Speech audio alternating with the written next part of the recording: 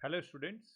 इस वीडियो में third video जो कि इलेक्ट्रोस्टैटिक्स चैप्टर की है, इसमें हम बात करने वाले हैं इलेक्ट्रिक फील्ड के बारे में। और इसके अलावा हम डिफरेंट डिफरेंट चार्ज डिस्ट्रीब्यूशन की वजह से इलेक्ट्रिक फील्ड का फार्मूला भी डिराइव करेंगे। जैसे कि हम लोग पॉइंट चार्ज के लिए इलेक्ट्रिक फील्ड की रिजल्ट कितना आता है वो निकालेंगे इसकी वजह से। इसके अलावा कंटिन्यूस चार्ज डिस्ट्रीब्यूशन की वजह से इन जनरल हम लोग कैसे फील्ड निकालते हैं। उनमें से लाइन चार्ज के बारे में देखेंगे कि लाइन चार्ज जब वो स्ट्रेट लाइन पे हो या वो किसी सर्कुलर आर्क पे हो तो उसकी वजह से फील्ड कैसे निकालते हैं। इसके अलावा रिंग की वजह से एक्सिस पे फील्ड और एक डिस्क पे जिस पे यूनिफॉर्मली डिस्ट्रीब्यूटेड चार्ज है तो उसकी वजह से एक्सिस पे कितनी इलेक्ट्रिक फील्ड होती है। ये सारी चीज़ें निकालेंगे और इन पे बेस्ड प्रॉब्लम्स आज की वीडियो में करेंगे। ठीक है, तो शुरुआत करते हैं। सबसे पहले हम लोग इलेक्ट्रिक फील्ड को डिफाइन कैसे करें। ठीक है, तो फील्ड क्या है? फील्ड एक कॉन्सेप्ट है जिससे हम समझते हैं कि स्पेस के अंदर किस तरह का फोर्स लग रहा है ना। जैसे अगर मैं आपको ग्रेविटेशनल फील्ड से कंपेयर करूं, जैसे ग्रेविटेशन चैप्टर में पढ़ा था कि हम लोगों ने एक कॉन्सेप्ट पढ़ा था एक्सेलरेशन ड्यू टू ग्रेविटी। ठीक है, तो हमें एक्सेलरेशन ड्यू टू ग्रेविटी अगर पता रहता है तो ये पता लग जाएगा कि अगर मैं 1 kg का मास रख रहा हूँ तो यहाँ पे कितना फोर्स लगेगा, 5 kg का रखूंगा तो कितना लगेगा। मतलब डिफरेंट डिफरेंट मासेस के लिए फोर्स मैं बता सकता हूँ। उसी तरह से अगर किसी स्पेस में अगर मैं चार्ज रख रहा हूँ वहाँ पे और उस चार्ज पे फोर्स लग रहा है, इलेक्ट्रोस्टैटिक फोर्स लग रहा है, तो फिर मैं पर यूनिट चार्ज पे लगने वाला फोर्स अगर निकाल लूँ तो फिर अगर चार्ज मैं डिफरेंट डिफरेंट रखूँगा तो उसके लिए फोर्स मेरा बेसिकली चार्ज के मल्टीप्लिकेशन में या चार्ज के प्रोपोर्शनल फोर्स लगने लग जाएगा। तो उससे मुझे फ़ायदा ये हो जाएगा कि अगर मैं किसी एक यूनिट चार्ज पे लगने वाले फोर्स की वैल्यू निकाल लूँ तो कितना भी चार्ज ला के रखता रहूँ उसके लिए सिंपली मुझे चार्ज से बस मल्टीप्लाई करना रह जाएगा, है ना। तो बेसिक डेफिनेशन इलेक्ट्रिक फील्ड की हम लोग कैसे करते हैं।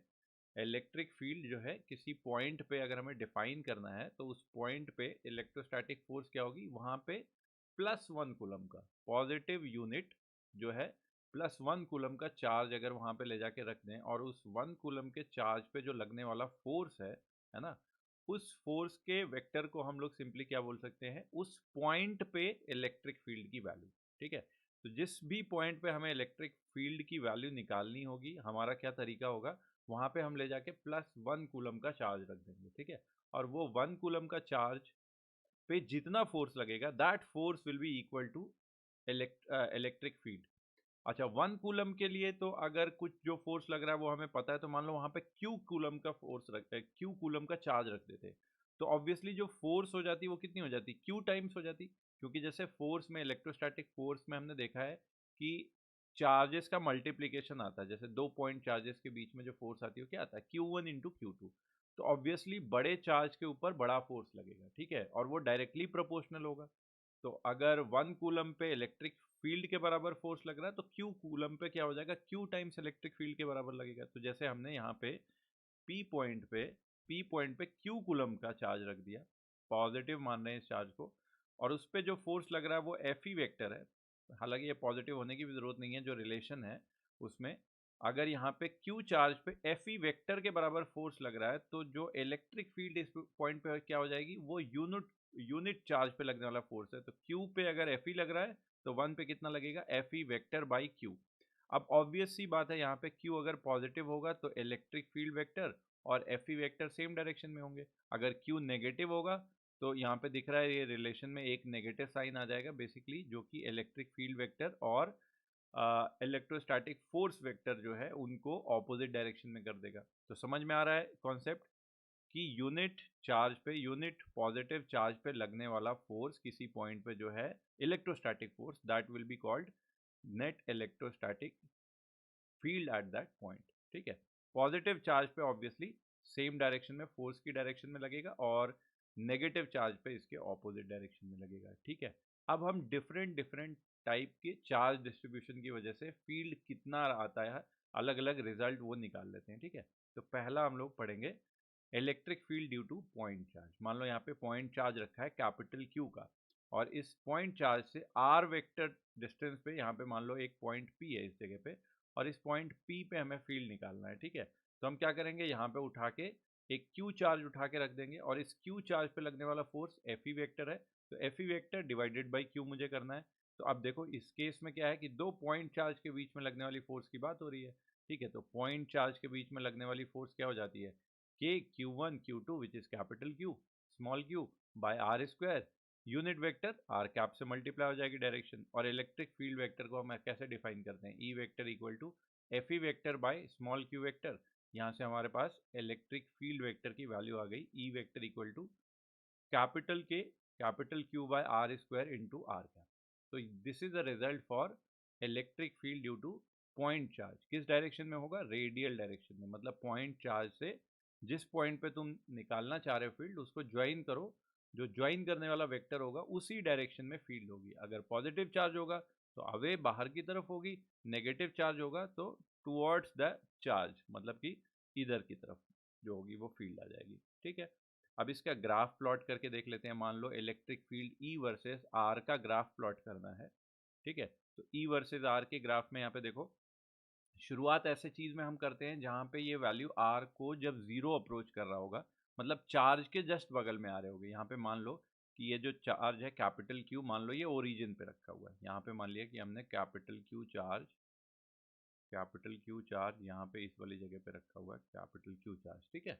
ये ओरिजिन पे रखा है, तो इसके जस्ट बगल में आर इक्वल टू जीरो पे, आर इक्वल टू जीरो पे दिख रहा है कि electric field is tending towards infinite, है ना। नीचे न्यूमरेटर जीरो आ गया तो क्या, डिनोमिनेटर अगर जीरो आ गया तो वैल्यू क्या करेगी, इनफाइनाइट को अप्रोच करेगी, इनफाइनाइट होगा। और जस्ट राइट साइड में अगर हम जाके देखेंगे, जस्ट राइट साइड में यहाँ पे 1 कूलम का चार्ज रख के देखो, तो इसके जस्ट बगल में है। फोर्स तो इनफाइनाइट है लेकिन है किस डायरेक्शन में, राइट वर्ड डायरेक्शन में। अब कन्वेंशन ये ले लेंगे कि राइट वर्ड डायरेक्शन वाली जो फील्ड होगी उसको क्या हम मान लेंगे, पॉजिटिव, अनलेस अदरवाइज आपको बोला जाए। जनरल क्वेश्चंस में जब भी यूज होगा तो कन्वेंशन यही यूज हो रहा होगा कि राइट वर्ड की तरफ की इलेक्ट्रिक फील्ड को हम लोग क्या मान के चलेंगे, पॉजिटिव मान के चलेंगे। तो राइट वर्ड में जो फोर्स लग रहा है उसको पॉजिटिव लेंगे, और मैग्नीट्यूड उसका कहाँ है, इनफाइनाइट को टच कर रहा होगा। तो अब वैल्यू जो होगी इनफाइनाइट से ऐसे कम होना चालू होगी इस तरह से। और just to the left of origin, या जो पॉइंट चार्ज यहाँ पे ओरिजिन पे रखा है उसके जस्ट लेफ्ट में ले जाके अगर इसी चार्ज को 1 कूलम को रखो, तो अब इस वाले चार्ज पे देखो रिपल्सिव फोर्स लगना है, क्योंकि कैपिटल क्यू यहाँ पे जो है वो भी पॉजिटिव मान के चल रहे हैं, तो पॉजिटिव है। और यहाँ पे भी 1 कूलम का जो टेस्ट चार्ज है हमारा जिससे हम फील्ड निकालते हैं, उस पर भी जो फोर्स लगेगा वो रिपल्सिव फोर्स लगेगा किधर की तरफ, लेफ्ट की तरफ। तो लेफ्ट की डायरेक्शन की फील्ड को हम कैसा बोल रहे हैं, माइनस, नेगेटिव साइन। तो मैग्नीट्यूड क्या है, आर तो जीरो को अप्रोच कर रहा है, दैट मीन्स ई की मैग्नीट्यूड तो के q by are square infinite को अप्रोच कर रहा है, बट लेफ्ट में है तो नेगेटिव इन्फाइनाइट। तो अब वैल्यू ऐसे माइनस इन्फाइनाइट से कम होना चालू होगी, तो कुछ इस तरह का ग्राफ आएगा, ऐसा कुछ, ठीक है। इधर पॉइंट चार्ज या जहाँ पे रखा हुआ है पॉइंट चार्ज उसके जस्ट राइट में ऐसे कम होती हुई जाएगी पॉजिटिव से, और लेफ्ट में नेगेटिव इन्फाइनाइट से कम होते जाएगी। और जैसे जैसे दूर जाते जाएंगे इलेक्ट्रिक फील्ड की वैल्यू क्या होने लग जाएगी, जीरो को अप्रोच करेगी। जैसे जैसे आर बड़ा होते जाएगा ई की वैल्यू मैग्नीट्यूड क्या होता जाएगा, छोटा होता जाएगा, इवेंचुअली ये जीरो हो जाएगा। क्लियर है बात। तो अब पॉइंट चार्ज की वजह से इलेक्ट्रिक फील्ड के एक दो क्वेश्चन करते हैं। देखिए पहला क्वेश्चन, पॉज कीजिए और ट्राई कीजिए। चलो, तो अगर आपने ट्राई कर लिया तो ये क्वेश्चन देखते हैं, सॉल्व करते हैं। इसमें क्या है कि ए पे कैपिटल क्यू चार्ज है, सी पे कैपिटल क्यू चार्ज है, ठीक है, और बी पे स्मॉल क्यू चार्ज है, ठीक है। और ये स्क्वायर जो है उसकी स्क्वायर की सारे वर्टाइसेस पे चार्जेस रखे हुए हैं, एक स्क्वायर जिसका लेंथ कुछ भी मान लो, मान लेते हैं लेंथ ए है, let's say length of this square is small a, ठीक है। अब इसमें करना क्या है कि निकालना है हमें स्मॉल q की value such that electric field at point d is zero, D वाले पॉइंट पे इलेक्ट्रिक फील्ड जीरो हो जाए। अच्छा, अब इसमें 3 पॉइंट चार्जेस की वजह से फील्ड निकालनी है ना। तो अगर हम ए पे रखे हुए चार्ज की वजह से फील्ड निकालेंगे, तो ए पे रखे हुए चार्ज की वजह से फील्ड देखो, ए से इस पॉइंट डी को ज्वाइन करने वाली वेक्टर के डायरेक्शन में अवे इधर की तरफ इलेक्ट्रिक फील्ड हो जाएगी। मान लेते हैं ये कितनी है, E1 है।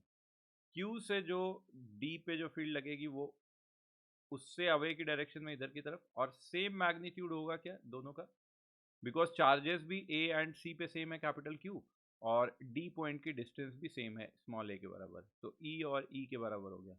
अच्छा, इन दोनों का जो रिजल्टेंट आएगा, अब हमें पता है दो वेक्टर्स सेम मैग्नीट्यूड के जब होते हैं तो उनका रिजल्टेंट ऑलवेज कैसा आता है, एंगल बाइसेक्टर के अलोंग। ये निकाल भी सकते हो वेक्टर्स हमसे यहाँ पे, ऊपर E1, इधर बेस भी E1 और हाइट भी E1, तो जो इनका रिजल्टेंट आ जाएगा वो कितना आ जाएगा, √2E1 ऐसा आ जाएगा कुछ यहाँ पे। ठीक है, ये डायग्राम थोड़ा बड़ा बना लेंगे। अभी यहाँ पे समझ में आ रहा है ना, E1 का रिजल्टेंट, E1 का रिजल्टेंट इधर की तरफ जाएगा √2E1 के बराबर 45 डिग्री पे। अच्छा, स्मॉल क्यू की वैल्यू ऐसी क्या हो जिसकी वजह से डी पॉइंट पे √21 के बराबर मैग्नीट्यूड की फील्ड हो जाए बट ऑपोजिट डायरेक्शन में। तो सीधी सी बात है, ऑपोजिट डायरेक्शन मतलब टुवर्ड्स द चार्ज अगर होना है इधर की तरफ फील्ड, तो ये क्यू चार्ज को क्या होना पड़ेगा, नेगेटिव। तो ये चीज़ तो पता लग गई कि नेगेटिव होना पड़ेगा, या सिंपली इसको मत मानो नेगेटिव, ठीक है, बोल दो कि भाई इसकी वजह से, ये भी चलो पॉजिटिव है, इसकी वजह से भी मान लो इलेक्ट्रिक फील्ड पॉजिटिव की तरह लेके चलोगे तो इसकी वजह से मान लो कैसे होगी, रेडियली आउटवर्ड डायरेक्शन में, कुछ इस तरफ कुछ इस तरफ ऐसे हो जाएगी, मान लो E2 हो गई, सेम डायरेक्शन में हमने मान लिया। तो अब सेम डायरेक्शन में तो जुड़ रहे हैं, तो net electric field at point D अगर मैं लिखूंगा, net electric field E net at point D will be equal to √2E1 plus E2 इतना है, और ये वैल्यू क्या होनी चाहिए, 0 होनी चाहिए। तो E1 की वैल्यू लिखो, देखो कैपिटल Q से A डिस्टेंस पे वो कितनी हो जाएगी, KQ/R², रिजल्ट आया था, तो √2K∆Q/R² की जगह आ गया हमारे पास A² प्लस E2 की वैल्यू देखो, स्मॉल क्यू की वजह से कितनी फील्ड होगी, स्मॉल क्यू से कितनी डिस्टेंस पे हम लोग निकाल रहे हैं डी पे, वो इस डायगनल के बराबर होगा, और डायगनल स्क्वायर का कितना हो जाएगा, √2A। तो इसकी वजह से जो फील्ड हो जाएगी K�small q/R की जगह √2A का whole square which is 2A² equal to कितना हो जाएगा, 0। कैपिटल K से कैपिटल K कैंसिल हो गया, A² से A² कैंसिल हो गया, स्मॉल q की वैल्यू आ जाएगी। अच्छा, इसको दूसरी साइड लेके जाओगे तो माइनस साइन आ रहा है, तो दैट इज -2 √2 कैपिटल Q। तो दिस इज आवर आंसर, ये हो गया हमारा आंसर, ठीक है ना। स्मॉल क्यू की वैल्यू यहाँ से नेगेटिव भी पता चल गया कि नेगेटिव है। चलो नेक्स्ट क्वेश्चन अब इस पे देखते हैं।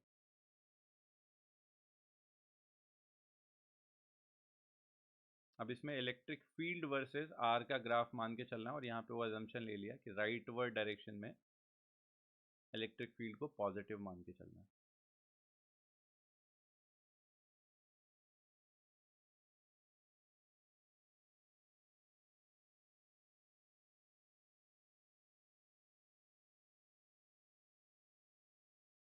चलो अब इसको करते हैं, ट्राई कर लिया, तो अब इस क्वेश्चन को सॉल्व करते हैं।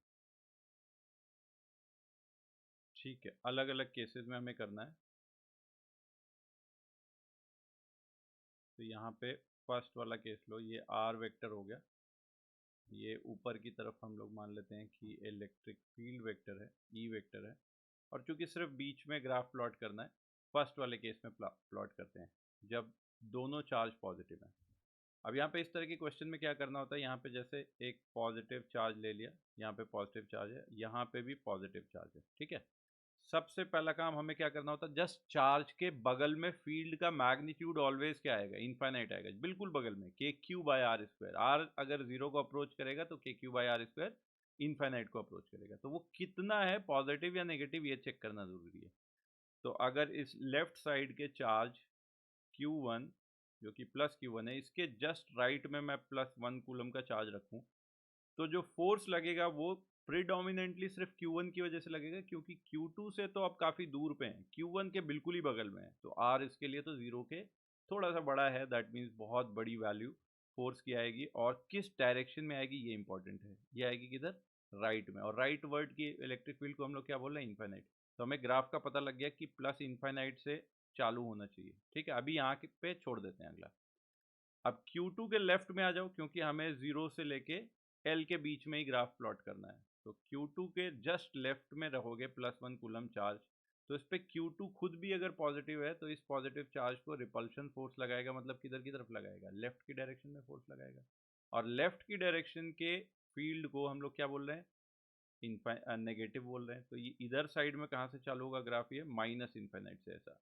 अच्छा, बीच में कहीं एक जगह ऐसा तो होगा ही ना 1 कूलम पे चार्ज कि Q1 राइट में ढकेल रहा है, Q2 लेफ्ट में ढकेल रहा है, दोनों कहीं ना कहीं फोर्स एक दूसरे को कैंसिल भी कर देंगे, तो वहाँ पे जीरो भी होगी। तो ऐसे करते हुए ग्राफ इस तरह से प्लस इन्फाइनाइट से चालू होके माइनस इन्फाइनाइट को इस बीच में जाएगा। इतना तो बोल सकते हैं इस ग्राफ के लिए। ठीक है, तो कुछ इस तरह का टेंटेटिव ग्राफ प्लॉट कर देना है लाइक दिस। ठीक है, क्लियर। सेकेंड वाले केस में देखते हैं, अगर बोथ नेगेटिव होंगे, बोथ नेगेटिव होंगे तब क्या होगा। कुछ इसी तरह का ग्राफ आएगा। फिर भी ये आर हो गया और इधर की तरफ हमने मान लिया कि इलेक्ट्रिक फील्ड ई हो गई। अब बस फर्क क्या हो जाएगा कि अगर यहाँ पे Q1 भी नेगेटिव मैंने ले लिया और यहाँ पे भी नेगेटिव है, तो यहाँ पे Q1 के जस्ट राइट साइड में यहाँ पे +1 कूलम चार्ज रखूंगा तो उसको अट्रैक्ट करेगा, मतलब अट्रैक्ट करेगा मतलब लेफ्ट की डायरेक्शन में। और लेफ्ट की डायरेक्शन में फील्ड कैसी है, माइनस इन्फाइनाइट। राइट, इस राइट वाले इस वाले नेगेटिव चार्ज के जस्ट लेफ्ट में +1 कूलम का चार्ज रखूंगा, उसको ये नेगेटिव वाला चार्ज अट्रैक्ट करेगा बहुत ज़्यादा फोर्स से, किधर, राइट की तरफ, तो इधर में प्लस इन्फाइनाइट।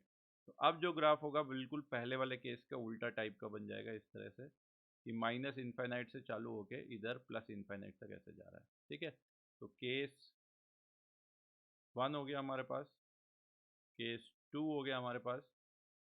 केस 3 में देख लेते हैं, केस 3 में क्या होगा कि Q1 इज पॉजिटिव, तो यहाँ पे पहले हम एक्सिस बना लेते हैं।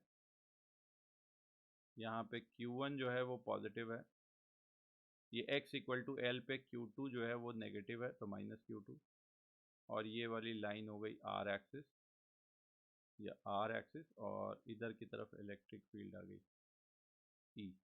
फिर से वही चीज़ है, मैं इन्फाइनाइट चेक करना है। यहाँ पे देखो Q1 के जस्ट राइट में जाओगे तो यहाँ पे कैसा आ रहा है, +1 कूलम आ रहा है। ठीक है, और Q2 के जस्ट +1 कूलम का अगर फोर्स चार्ज रख रहे हैं तो इस पर फोर्स कैसा, रिपल्सिव लग रहा है, मतलब कि पॉजिटिव। तो इन्फाइनाइट से प्लस इन्फाइनाइट से कम होना चालू होगा, बस इतना ही चेक करना है कि प्लस या माइनस इन्फाइनाइट। Q2 के जस्ट लेफ्ट में +1 कूलम का चार्ज रखोगे तो Q2 नेगेटिव है, ये भी अपनी तरफ खींचेगा, अट्रैक्ट करेगा। तो राइट में यहाँ पे भी कैसा फोर्स आया, इन्फाइनाइट, तो इधर साइड से भी इन्फाइनाइट से चालू होगा। और दूसरी चीज देखो कि क्या कभी जीरो होगा इस बीच में, किसी भी जगह पे ले जाके रख लो, Q1 चार्ज भी रिपल्सिव फोर्स लगाएगा राइट में और Q2 चार्ज अट्रैक्टिव लगाएगा वो भी राइट में। तो दोनों फोर्सेस या दोनों की वजह से फील्ड सिंपली क्या हो रही है, ऐड हो रही हैं। और अगर ऐड हो रही हैं तो जीरो तो कहीं पे भी नहीं हो पाएंगी। तो इसका मतलब ये जीरो कभी नहीं होगा। हाँ, Q1 पे प्लस इन्फाइनाइट से चालू हुआ तो इन्फाइनाइट से कम ही हो सकता है, तो कम होगा कुछ, फिर किसी न किसी पॉइंट तक घटते घटते घटते घटते मिनिमम बनाएगा और फिर बढ़ने लग जाएगा। क्यों, क्योंकि अब बढ़ के उसे प्लस इन्फाइनाइट भी जाना है। तो कुछ इस तरह का ग्राफ बनेगा, पहले घटेगा और फिर बढ़ेगा, किसी एक जगह पे मिनिमा आ जाएगा। अगर ये दोनों चार्जेस बिल्कुल सेम मैग्नीट्यूड के होते तो ये मिनिमम वाला पॉइंट सिमेट्रिकल होता, ग्राफ सिमेट्री से कह सकते थे कि बिल्कुल मिड पॉइंट पे मिनिमम वैल्यू आ जाती है इलेक्ट्रिक फील्ड की। ठीक है, अब दूसरा फोर्थ वाला केस मैं नहीं कर रहा हूँ। फोर्थ वाले केस में आप लोग खुद ही देखो कि Q1 नेगेटिव है ना। ये हो गया थर्ड वाला केस। फोर्थ केस में Q1 नेगेटिव हो जाएगा तो यहाँ पे देखोगे +1 कूलम रखते ही अब इसको अट्रैक्ट करेगा, मतलब लेफ्ट। तो ये माइनस इन्फाइनाइट से चालू होके इधर में माइनस इन्फाइनाइट पे आएगा। तो अपने आप ही देखना कि फोर्थ वाले का आंसर कुछ इस तरह का आ जाएगा। अगर बनाओ इसी में मैं ग्राफ प्लॉट करूँ, कुछ इस तरह से आ जाएगा। ठीक है ना, कुछ इस तरह से ये वाला जो ग्राफ हो गया, that is for fourth. Clear है सबको? ठीक है भाई।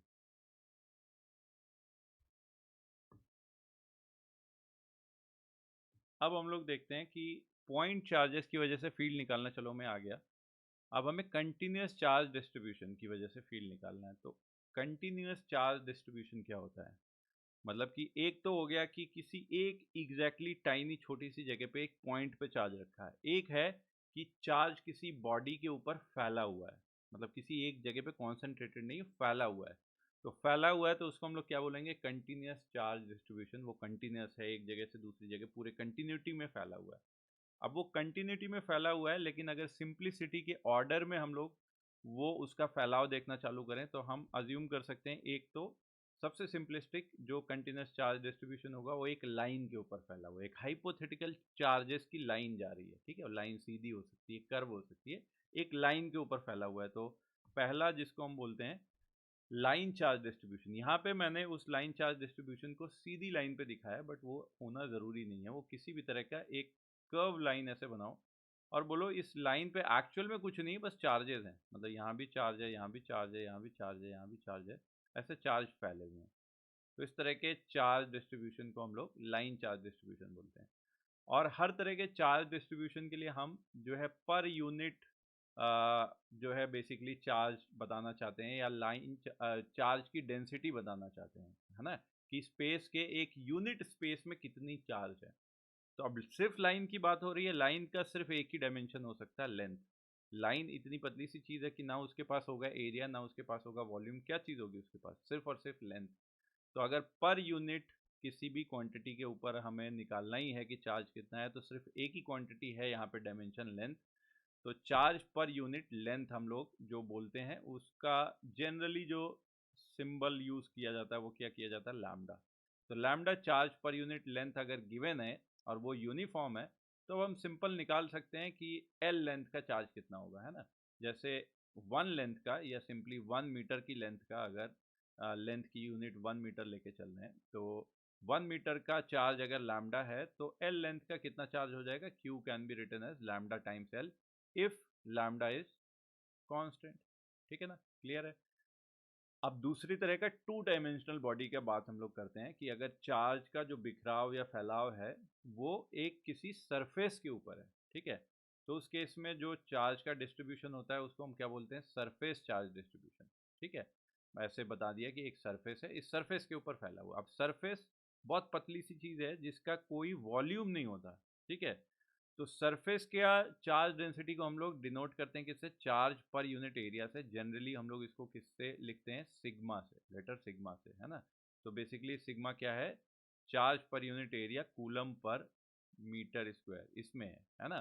तो अगर हमें कुछ ए एरिया गिवन है और चार्ज डेंसिटी उसके ऊपर फैली हुई है सिग्मा की यूनिफॉर्म, तो हम चार्ज लिख सकते हैं, charge can be written as charge per unit area sigma multiplied by area. ठीक है। तीसरे तरह का चार्ज का डिस्ट्रीब्यूशन है जब चार्ज पूरे वॉल्यूम पे हर जगह स्पेस में, 3 डायमेंशन में हर जगह, यहाँ यहाँ यहाँ यहाँ ऐसे ऐसे चार्ज पूरा भरा हुआ है, ठीक है।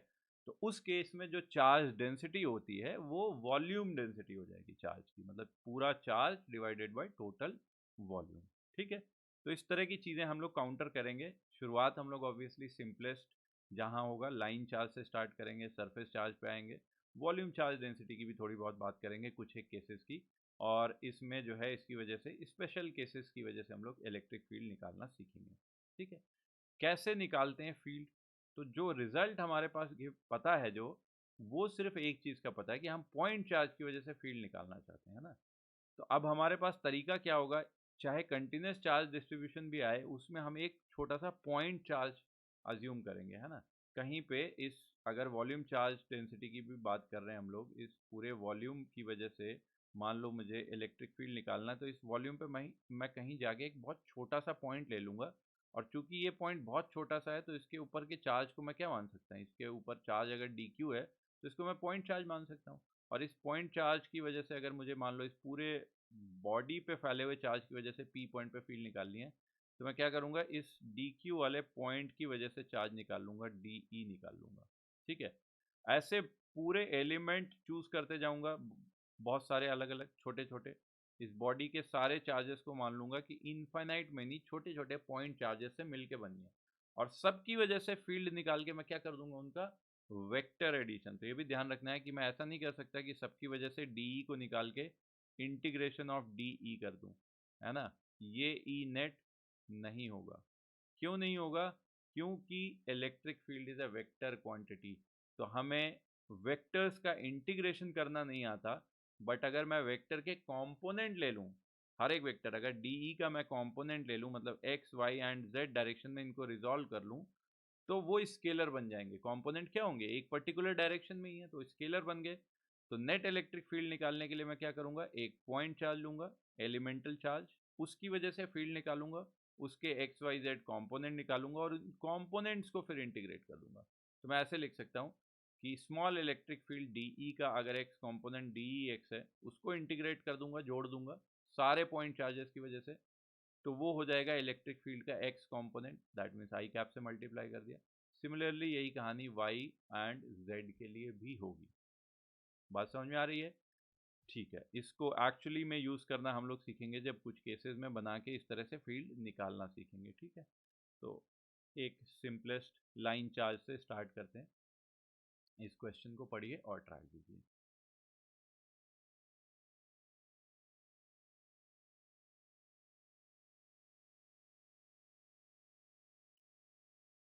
तो इस क्वेश्चन को अगर ट्राई कर लिया हो तो एक बार इसका सॉल्यूशन देखते हैं। क्या करना है, देखो चार्ज जो है यूनिफॉर्म तरीके से एक पूरी रॉड पे, मतलब कि एक लेंथ पे फैला हुआ है, तो चार्ज पर यूनिट लेंथ की हम लोग बात करेंगे। क्योंकि यूनिफॉर्मिटी के साथ फैला हुआ है तो charge per unit length lambda को हम लोग लिख सकते हैं total charge capital Q by total length capital L. ठीक है, फिर से वही काम करना है हमें कि एक छोटा सा पॉइंट चार्ज लेना है। लेट से पी पॉइंट से इधर एक्स डिस्टेंस पे आके हम एक बहुत छोटा सा एलिमेंट लेते हैं, जिस एलिमेंट की लेंथ लेट से डी एक्स है। ठीक है, ये इतना पार्ट हमारा हो गया डी एक्स, ये। ठीक है, इस वाले पार्ट पे जितना चार्ज है उसको हम लोग क्या बोल रहे हैं, डी क्यू। ठीक है, अब इस डी क्यू की वजह से पी पॉइंट पे जो फील्ड होगी वो किधर होगी, राइटवर्ड डायरेक्शन में, और उस फील्ड को हम बोल देते हैं कि डी ई है। अच्छा, एक फ़ायदा हमारा इस केस में क्या हो रहा है, एक आसानी क्या हो रही है कि कोई भी एलिमेंट इस रॉड पे ले लो, हर एलिमेंट की वजह से पी पॉइंट पे जो फील्ड आएगी वो क्या राइट वर्ड डायरेक्शन में होगी। दैट मीन्स अब हमें कंपोनेंट लेने की ज़रूरत नहीं है, या ऐसे मान लो कि एक्स डायरेक्शन मैंने इधर ही ले लिया राइट वर्ड में, तो ये एक्स कॉम्पोनेंट ही सारे निकले चले जा रहे हैं। तो बेसिकली मुझे इंटीग्रेट डायरेक्ट करने में कोई दिक्कत नहीं है। तो नेट इलेक्ट्रिक फील्ड अगर मुझे निकालना है तो इस केस में मैं बोल सकता हूँ कि डी ई का इंटीग्रेशन के बराबर होगा। सबकी फील्ड की डायरेक्शन सेम है, तो एल्जेब्रिकली आप उन सारे वेक्टर्स को ऐड करते चले जाओगे। ठीक है, अब डी ई की वैल्यू क्या लिखोगे, तो देखो डी क्यू चार्ज की वजह से लिखना है, तो के टाइम्स डी क्यू बाई बीच की डिस्टेंस कितनी है, एक्स है ना। पॉइंट चार्ज यहाँ पे जो डी क्यू वाला है, डी क्यू से कितने डिस्टेंस पे, एक्स डिस्टेंस पे फील्ड निकालना है। तो के Q by K D Q by X square हो गई, sorry X to the power X हो गया, K D Q by X square हो गया field due to this small elemental charge, उसका इंटीग्रेशन करना है। अब डी क्यू की वैल्यू लिख लो, तो डी क्यू को हम लोग क्या लिखते हैं, इस एलिमेंट की length multiplied by charge per unit length, तो लैम्डा टाइम्स एलिमेंट की लेंथ कितनी है, डी एक्स। लैम्डा की वैल्यू को क्या लिख सकते हैं, capital Q by L. So capital Q by L into D x के बराबर आ गया तुम्हारा डी क्यू। डी क्यू की वैल्यू को यहाँ पे सब्सटीट्यूट कर लो, कांस्टेंट सारे बाहर ले जाओ, तो capital K lambda by L into 1/x² into D X, या D X by X square. इसका इंटीग्रेशन कहाँ से कहाँ तक करना है, तो देखो सबसे पहला एलिमेंट हम लोग यहाँ पे ले रहे होंगे, इस एंड से राइट वाले एंड से चालू किया, और सबसे आखिरी एलिमेंट अगर मैं बना दूँ यहाँ पे, ये ले रहे होंगे। तो P पॉइंट से फर्स्ट वाले एलिमेंट की जो डिस्टेंस है वो कितनी है, ये वाली डिस्टेंस यहाँ से यहाँ तक की, D के बराबर। और लास्ट वाले एलिमेंट की जो डिस्टेंस है यहाँ से यहाँ तक, which is D plus L. तो जो लिमिट लग जाएगी वो कहाँ से कहाँ तक हो जाएगी, D से लेके D प्लस एल तक। तो capital K lambda by L, और 1/x² का इंटीग्रेशन हो गया -1/x, लिमिट लगा दो तो -1/d प्लस एल, और माइनस माइनस प्लस हो गया +1/d। ठीक है, upper limit minus lower limit लगा दी, और फिर इसको सॉल्व करोगे तो इलेक्ट्रिक फील्ड ई की वैल्यू आ जाएगी के लैम्डा बाई, देखो यहाँ से d plus L minus D. ठीक है, तो ऊपर में एल आ गया जो इस एल से कैंसिल हो जाएगा, तो के लैम्डा। अच्छा, एक चीज़ और, यहाँ पे कैपिटल क्यू छूट गया था, तो ये कैपिटल क्यू भी रहेगा, लैम्डा, सॉरी लैम्डा नहीं आना चाहिए था इधर। ठीक है, तो लैम्डा की जगह कैपिटल क्यू बेसिकली सिर्फ आएगा, कैपिटल क्यू आएगा। तो के क्यू बाई नीचे में कितना आ रहा है, D into D plus L. ये हो गया हमारा करेक्ट आंसर इस क्वेश्चन का। This is correct answer for this question. सही है। अब नेक्स्ट केस लेते हैं, एक लाइन चार्ज का केस लेते हैं कि हमारे पास मान लो एक लाइन चार्ज है, स्ट्रेट लाइन चार्ज है, मतलब वो लाइन कैसी, सीधी लाइन है, कर्व्ड वाली लाइन नहीं है, ठीक है, स्ट्रेट लाइन चार्ज है और उस पर जो चार्ज डेंसिटी है लैम्डा वो यूनिफॉर्म है, ठीक है। तो प्लस लैम्डा की चार्ज डेंसिटी का ये वाला एक लाइन चार्ज हो गया, ठीक है। कोई फिजिकल बॉडी की हम बात नहीं कर रहे हैं, हम बस बोल रहे हैं स्पेस में इमेजिन करो सिर्फ चार्ज चार्ज चार्ज सीधी लाइन में चले हुए जा रहे हैं, ठीक है, इस तरह से। इसकी वजह से अगर मुझे यहाँ पे किसी P पॉइंट पे, और P पॉइंट कहाँ पे है उसी सिचुएशन में बता दे रहा हूँ कि P से अगर तुम परपेंडिकुलर ड्रॉप करो, P से अगर परपेंडिकुलर ड्रॉप करो ऑन दिस लाइन, तो distance of this perpendicular is small d, ठीक है। और अगर इस लाइन को एंड पॉइंट्स के, लाइन चार्ज के एंड पॉइंट्स को ज्वाइन कर दो P पॉइंट को, तो एक एंड जो है वो अल्फा एंगल बना रहा है, ये वाला एंगल इज अल्फा, और दूसरा ग्रीन से मैं बता रहा हूँ ये वाला एंगल इज बीटा, ठीक है, ऐसे बना रहा है। और हमने डायरेक्शन का भी कन्वेंशन ले लिया, ये जो परपेंडिकुलर की डायरेक्शन है उसको मैंने बोल दिया ई एक्स, और एक ऊपर की डायरेक्शन है मान लो, सॉरी ई एक्स नहीं एक्स, और ये वाली डायरेक्शन जो है इसको मैंने बोल दिया कि वाई डायरेक्शन है। अब मैं इलेक्ट्रिक फील्ड का एक्स एंड वाई कंपोनेंट निकालना चाहता हूँ, ठीक है। तो तरीका तो मेरे पास वही है हमेशा के लिए कि जाके इस पूरे लाइन चार्ज पे कहीं एक छोटा सा मैं एलिमेंट लूँगा। तो अगर मैं इस वाले पॉइंट को यहाँ पे सेंटर मान लूँ, इससे कहीं ऊपर चले जाऊँ, ठीक है। तो लेट से अगले वाले पार्ट में देखो कि मैं इस वाले पॉइंट से ऊपर चला गया, कितनी डिस्टेंस, वाई डिस्टेंस ऊपर चला गया, और एक बहुत छोटा सा डी वाई लेंथ का एलिमेंट लिया, डी वाई लेंथ का एलिमेंट लिया जिसपे चार्ज कितना है, डी क्यू है। इस डी क्यू की वजह से फील्ड निकाल रहा हूँ, तो डी क्यू को ऐसे ज्वाइन कर दिया ये येलो वाली लाइन से, इसकी वजह से पी पॉइंट पे फील्ड है डी, और ये डी क्यू चार्ज बेसिकली मान लो थीटा एंगल बना रहा है इस परपेंडिकुलर वाली लाइन के साथ, ठीक है।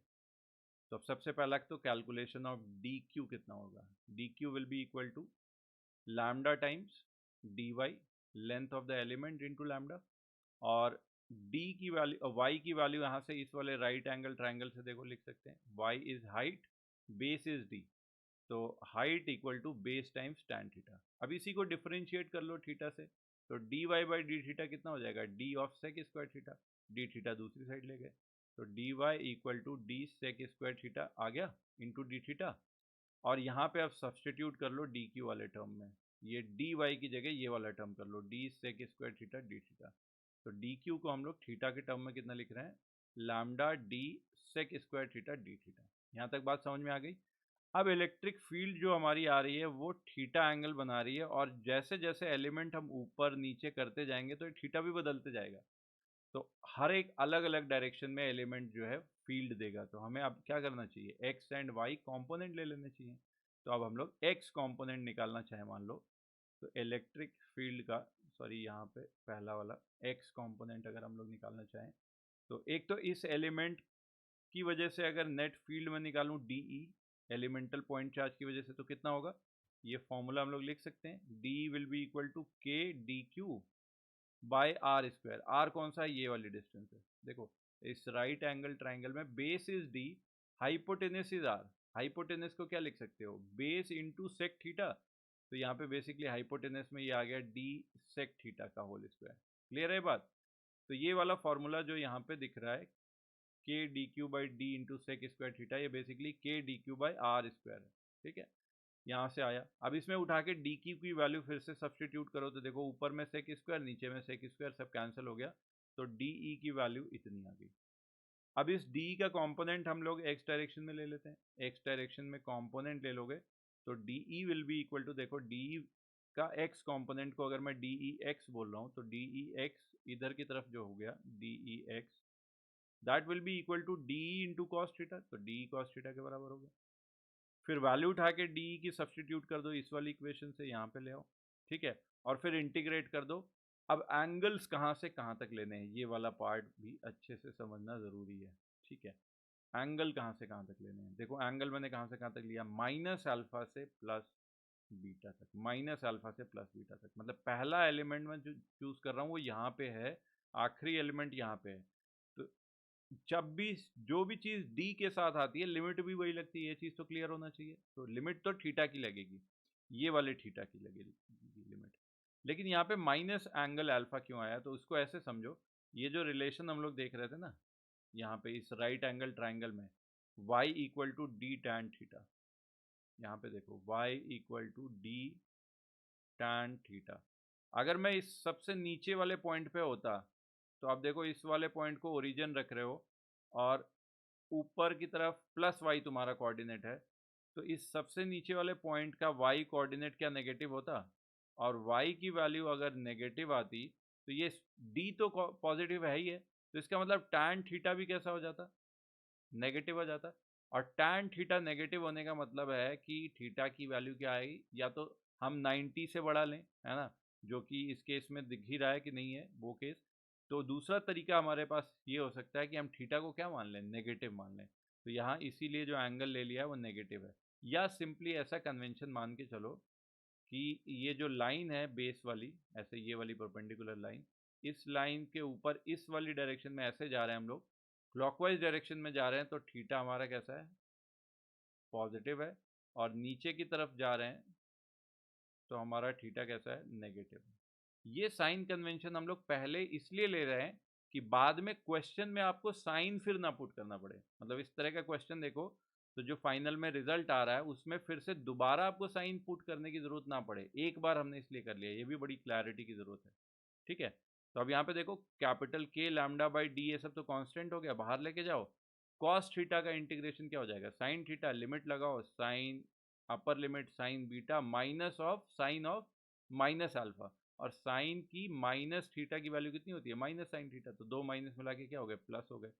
तो ई एक्स की वैल्यू क्या आ गई, के lambda by D into sine alpha plus sine beta. अच्छा, एक चीज़ का ध्यान रखना है कि इसमें हमने प्लस और माइनस ऊपर और नीचे के ले लिए सच दैट आपको दोबारा यूज ना करना पड़े। मतलब जैसा फिगर एग्जैक्टली दिख रहा है, जैसे ये वाला केस ले लो, मान लो एक लाइन चार्ज ऐसे दिया है, ठीक है, इधर मान लो 45 डिग्री एंगल है, इधर 30 डिग्री है। अब ये मत करना कि परपेंडिकुलर के नीचे इधर 45 है तो फिर से मैं माइनस में लिखूंगा, मतलब मैं अल्फा को नेगेटिव में लूंगा, नहीं, अल्फा अभी भी कैसा रहेगा, पॉजिटिव ही रहेगा। क्यों? क्योंकि उसको जितना नेगेटिव पॉजिटिव करना था वो इंटीग्रेशन के लिए हम लोग कर चुके।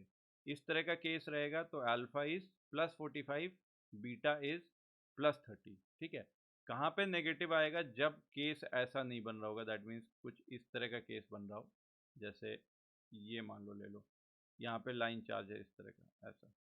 ठीक है, अब मैं कहीं पे पॉइंट ले लूँ इस वाली जगह पे, पी पॉइंट से अगर मैं परपेंडिकुलर ड्रॉप करूँ तो ये लाइन के एक्सटेंशन पे कहीं आके ऐसे परपेंडिकुलर आ रहा है। तो देखो इस बेस वाली लाइन के साथ एंगल हमें लेने हैं। मान लो ये एंगल जो आ रहा है, लेट्स से दिस एंगल इज 60 डिग्री, और जो दूसरा एंड जो ज्वाइन कर रहा हूँ मैं इसका ये वाला एंगल, ये वाला पॉइंट अगर नीचे रहता तब इस वाले एंगल को हम लोग पॉजिटिव लेते, लेकिन अगर ये ऊपर पहुंच गया तो अब हमें फिर से क्या लेना पड़ेगा, नेगेटिव। बात समझ में आ रही है? एग्जैक्टली जैसा ये फिगर दिख रहा है वैसा ही फिगर रहा तो दोनों पॉजिटिव, और नहीं है तो फिर जिस वाले पॉइंट को तुम यहाँ से उठा के, ये वाला पॉइंट जो नीचे वाला पॉइंट होना कैसा चाहिए था, यहाँ पे होना चाहिए था, इसको अगर उठा के ऊपर लेके गए हो तो इस वाले एंगल में, मतलब ये वाला एंगल जो है ना, इस वाले एंगल को फिर क्या बना दो, नेगेटिव। मतलब कि इस केस में अल्फा को क्या बना दो, नेगेटिव। ठीक है, क्लियर है? चलो ये सब मिटाते हैं यहाँ पे। अब चलते हैं नेक्स्ट वाले प्रॉब्लम पे, जो कि हमें प्रॉब्लम कह रहा हूँ सॉरी, नेक्स्ट वाले पार्ट पे जो हमें वाई डायरेक्शन में इलेक्ट्रिक फील्ड का कंपोनेंट निकालना है। तो इलेक्ट्रिक फील्ड का वाई कंपोनेंट देखो, अच्छा एक्स निकाल चुके हैं, अब हम लोग ई वाई की वैल्यू निकालोगे अलोंग वाई डायरेक्शन। तो दिख रहा है कि इलेक्ट्रिक फील्ड जो डी है उसका एक कंपोनेंट एक्स की डायरेक्शन में आया था जिसको हमने डी ई एक्स बोला था, और एक कंपोनेंट आएगा जिसको हम डी वाई बोलेंगे, वो कंपोनेंट इधर की तरफ होगा। देखो एक कंपोनेंट इसका डी ई का, एक कंपोनेंट इधर पॉजिटिव एक्स की डायरेक्शन में आ रहा है which is D E cos theta, और एक कंपोनेंट इधर नीचे की तरफ आ रहा है which is D E sine theta. But ध्यान से देखो कि वाई डायरेक्शन जो ऊपर की तरफ है ना, तो इलेक्ट्रिक फील्ड का जो ये डी कंपोनेंट आया, डी साइन थीटा कंपोनेंट आया, अगर ये ऊपर होता तो हम इसको पॉजिटिव लिखते, पर चूंकि वाई डायरेक्शन के जस्ट ऑपोजिट है तो इसको हमने क्या साइन के साथ लिखा हुआ है, माइनस साइन के साथ। तो D E Y will be minus D sine theta. अब फिर से डी की वैल्यू उठा के जो पिछले क्वेश्चन में लिखी थी वही सब्सटीट्यूट करो, तो के lambda by D sine theta, angles भी वही, लिमिट भी वही लगा रहे हैं माइनस अल्फा से बीटा, साइन थीटा का इंटीग्रेशन हो गया माइनस कॉस थीटा, तो एक माइनस यहाँ पे था और एक माइनस यहाँ पे, तो मिला जुला के कैंसिल होके क्या आ गया कॉस थीटा। लिमिट लगाओ तो upper limit cos beta minus of cos minus beta, और ये भी पता होता है कि cos of minus theta is basically cos theta, कोई फर्क नहीं पड़ता कॉस के अंदर में +30 लो या -30 है, सब बाहर सेम ही निकलेगा। तो यहाँ पे रिजल्ट जो आ जाएगा ई वाई की वैल्यू के lambda by D into cos beta minus cos alpha. उस वाले में क्या आया था, ये भी, ये सारे रिजल्ट जो भी ब्लॉक्स में वो आपकी फिंगर टिप्स पे होने चाहिए, वो आपको याद होनी चाहिए। ठीक है, क्लियर है। चलो अब इस पे जो है क्वेश्चन कुछ करते हैं। ये तीनों क्वेश्चन करो, इनमें से पहले और दूसरा जो क्वेश्चन है ये भी एक तरह से रिजल्ट ही है, जिसको आपको एक स्टैंडर्ड केसेस हैं, इनके रिजल्ट याद ही रखने चाहिए। ठीक है, फर्स्ट एंड सेकंड जो है एक स्टैंडर्ड रिजल्ट है, हम लोग फॉर्मूला की हेल्प से निकालना चाह रहे हैं, डायरेक्शन मैग्नीट्यूड सब कुछ, और थर्ड वाले केस को सॉल्व करके आपको निकालना है।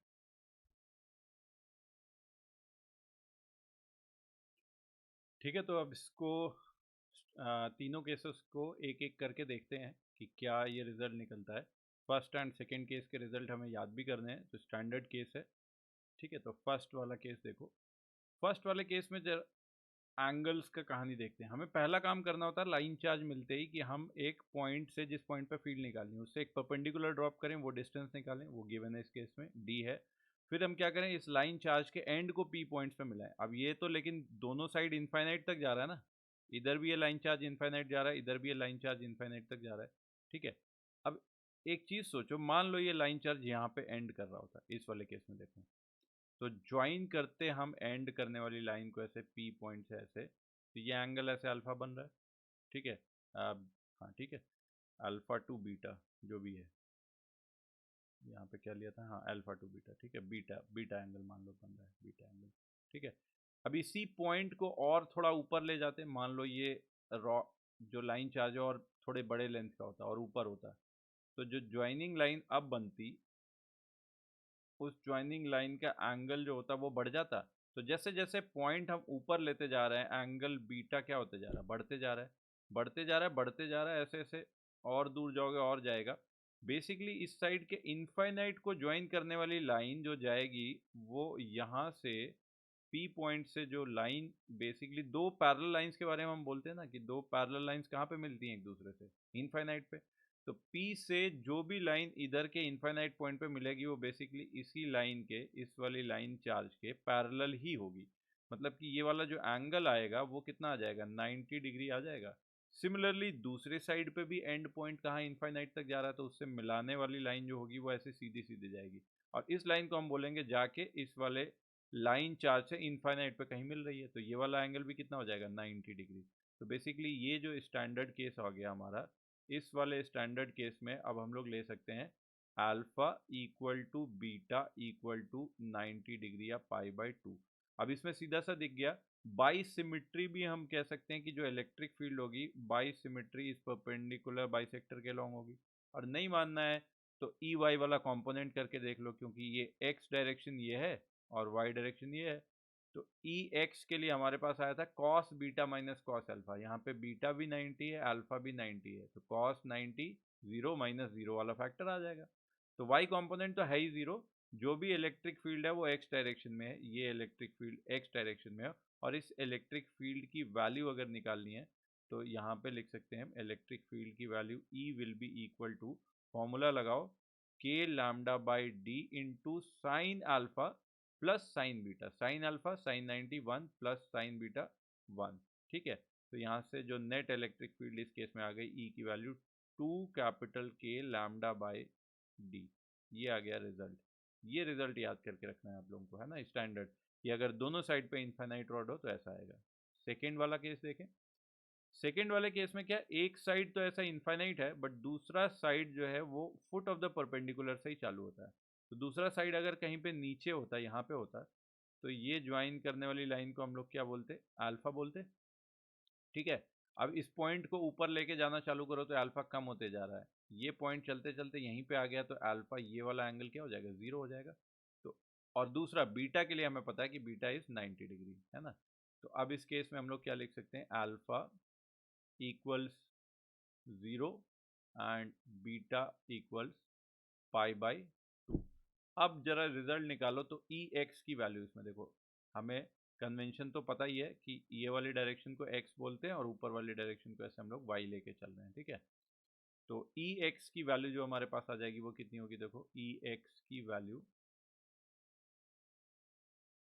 E X will be equal to K lambda by D into sine alpha plus sine beta. तो साइन अल्फा हो गया 1 और साइन बीटा साइन अल्फा हो गया 0, साइन 0 और साइन बीटा हो गया 1, तो इंटू 1, तो आंसर कितना आ गया के लैम्डा बाई डी। तो जो इलेक्ट्रिक फील्ड आ गई इसको यहीं पे एरो बना लो कि इस डायरेक्शन में, इसको यहीं पे एरो बना लो कि इस वाली डायरेक्शन में इलेक्ट्रिक फील्ड आ गई ऐसे, जिसकी वैल्यू कितनी है, के लैम्डा बाई डी है। एक तो एक्स कॉम्पोनेंट।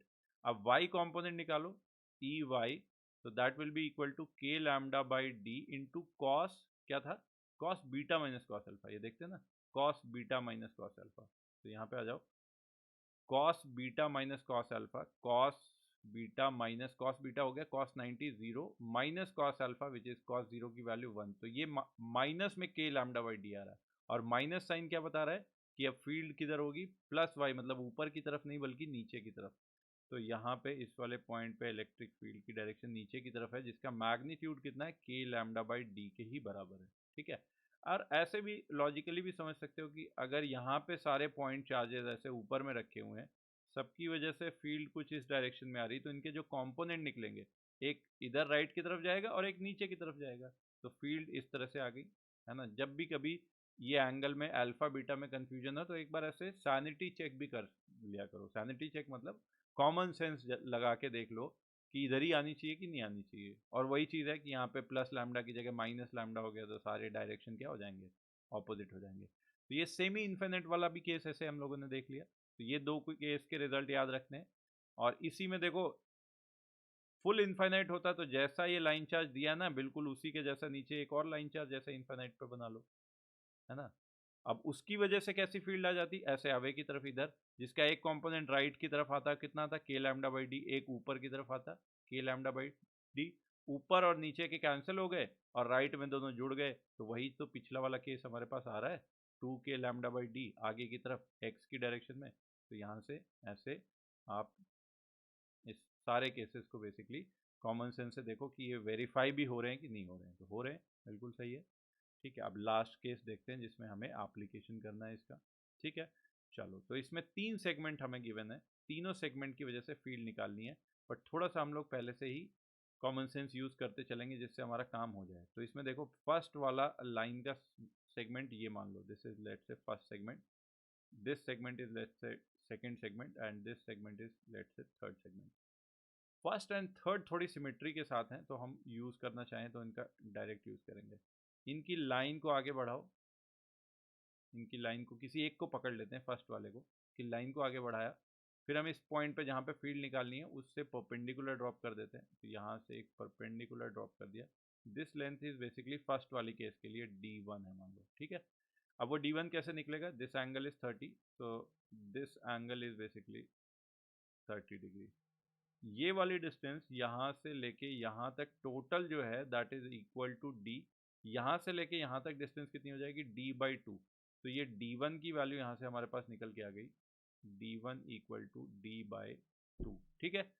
अच्छा, अब इसकी वजह से निकालो एंगल्स कितने होंगे। तो ये जो परपेंडिकुलर पड़ रहा है उसके लिए देखो, एक एंगल ये सबसे ऊपर वाला पॉइंट इसके ऊपर होना चाहिए था, ठीक है। ये वाला पॉइंट अगर ऊपर होता तो हम लोग बीटा को क्या लेते, पॉजिटिव लेते, लेकिन है किधर, नीचे की तरफ, नीचे की तरफ है।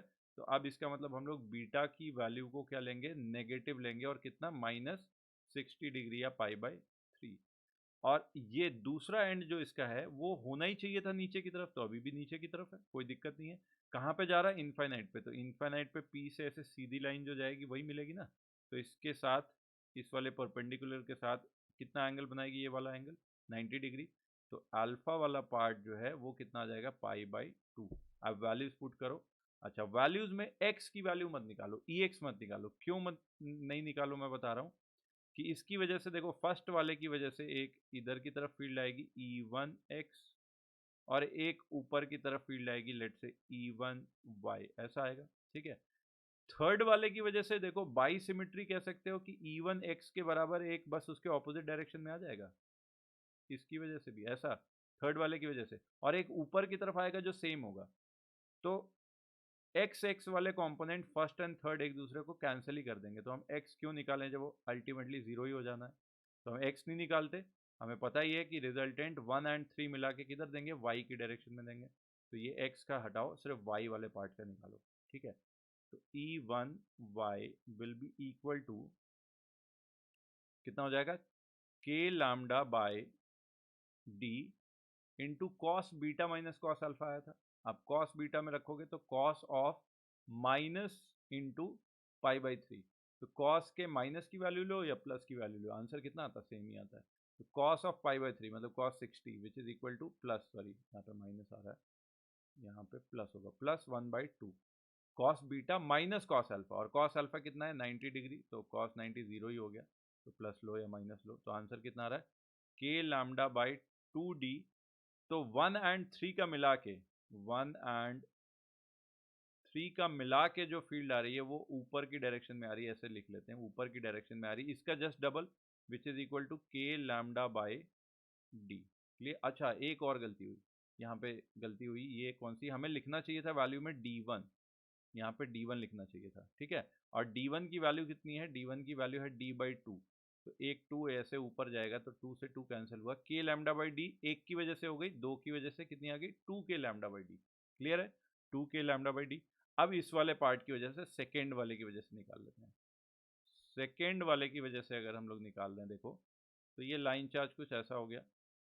ठीक है, यहाँ पे इस P पॉइंट से परपेंडिकुलर ड्रॉप किया ये डिस्टेंस, ये वाला एंगल हमें गिवन है 30 डिग्री, ये वाला एंगल गिवन है हमें 30 डिग्री। अब देखो परपेंडिकुलर की लाइन हमारे लिए इस वाले केस में x ऐसा है और y ऐसा है। y का हमें क्यों नहीं परवाह करनी है, क्योंकि दिख ही रहा है कि बाई सिमेट्री, दोनों साइड अगर सेम सेम एंगल है तो फील्ड तो जाएगी ऊपर की तरफ ही x, और दिख ही रहा है अल्फा बीटा 30-30 होंगे, तो ई वाई वाला पार्ट में क्या हो जाएगा, cos 30 माइनस cos 30 जीरो ही हो जाएगा।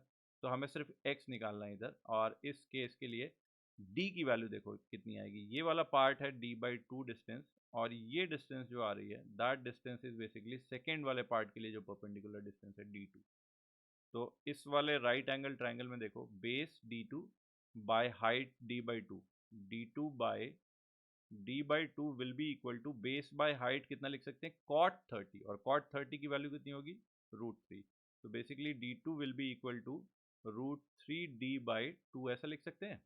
ठीक है, और यहाँ पे Ex के लिए फॉर्मूला लगाओ, तो इस वाले केस में जो Ex हो जाएगा, या E3x अगर मैं बोलूँ, तो E3x will be equal to कितना, k lambda by D into, या k lambda by d2 into sine 30 plus sine 30, sine 30 1/2 plus sine 30 1/2, तो इंटू 1 आ गया। ठीक है, अब d2 की वैल्यू यहाँ पे उठा के डाल दो, √3/d/2, तो 2 ऊपर चला जाएगा, तो 2k लैम्डा बाय √3d, और इसकी भी डायरेक्शन किधर है, ऊपर की तरफ ही आ रही है। ठीक है, ये ऊपर की तरफ, मतलब इस केस में x ऊपर था और फर्स्ट वाले केस में x राइट था, दोनों केस में हमने कोऑर्डिनेट सिस्टम डिफरेंट डिफरेंट लिए हैं। तो जो नेट आ जाएगा, ई नेट की वैल्यू, वो हमें चूंकि सेम डायरेक्शन में ऐड कर देनी है, तो 2k लैम्डा बाई डी इतना तो कॉमन हो रहा है, तो ये इतना part 2k lambda by D तो कॉमन हो रहा है, 1 प्लस 1/√3, ये हो गया आंसर। क्लियर है क्या ये क्वेश्चन, बहुत अच्छी बात है। ठीक है, आगे चलते हैं।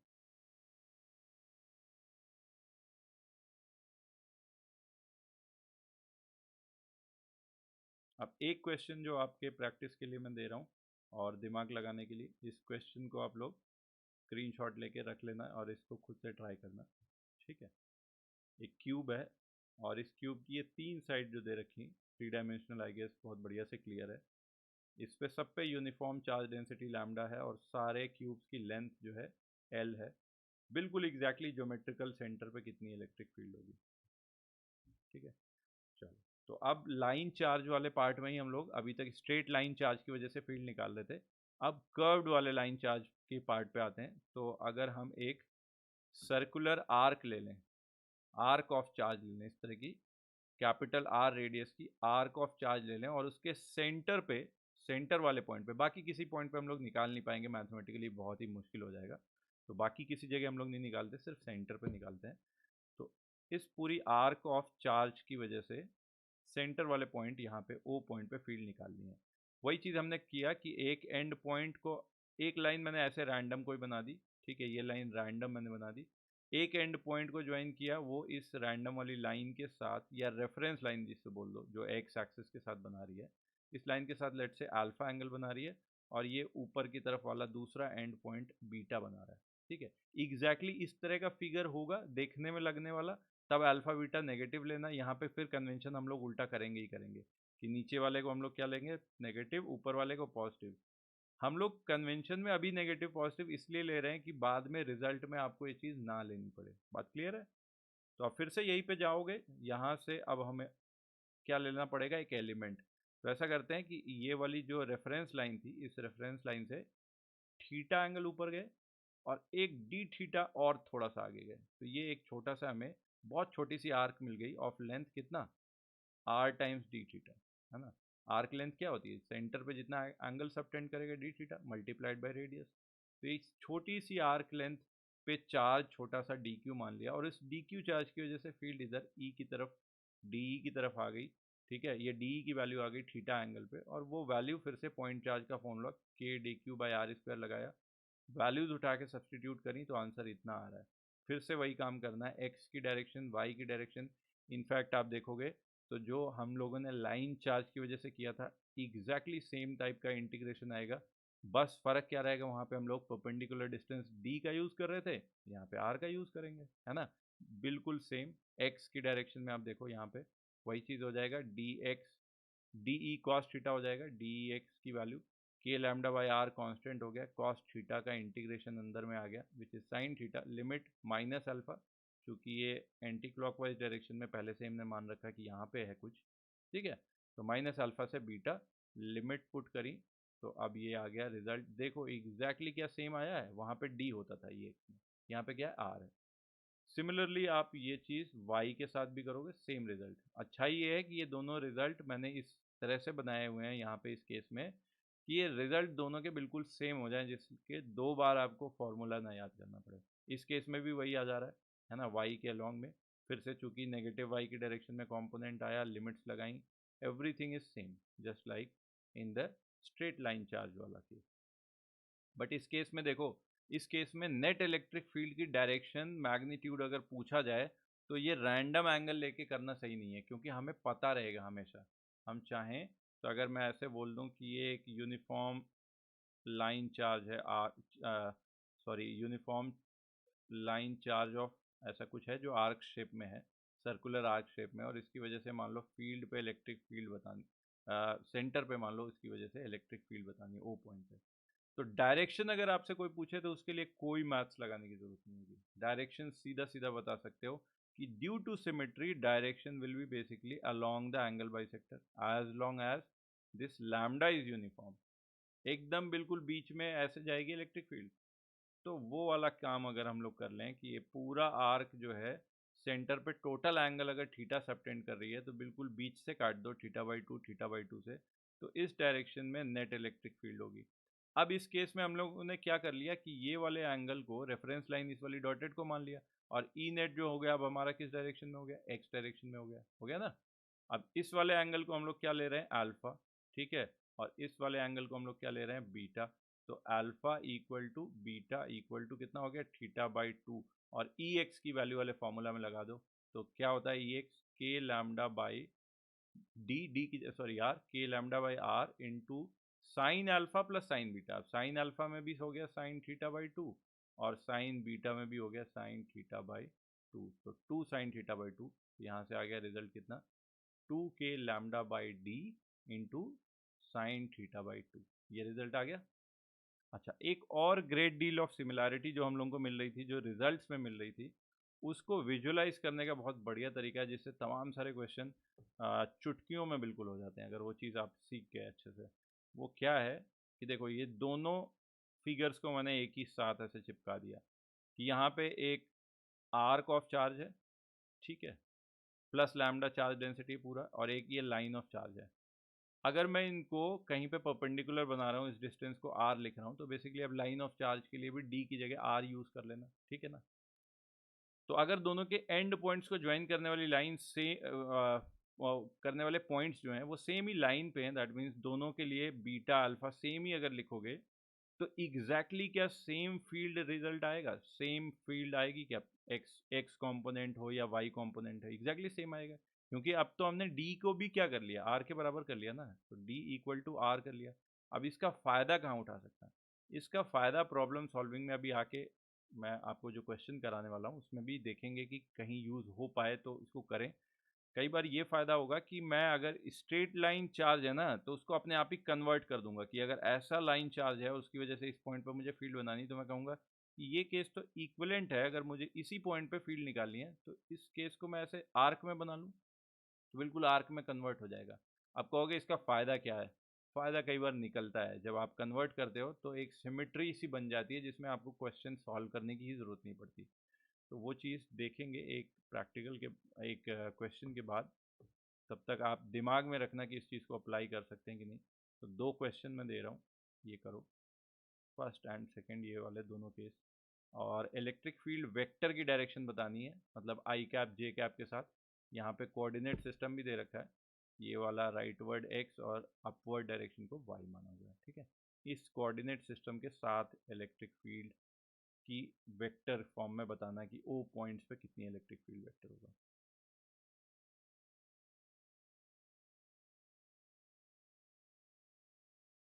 तो अब इन क्वेश्चंस को अगर ट्राई कर लिया तो देखते हैं कैसे करना है।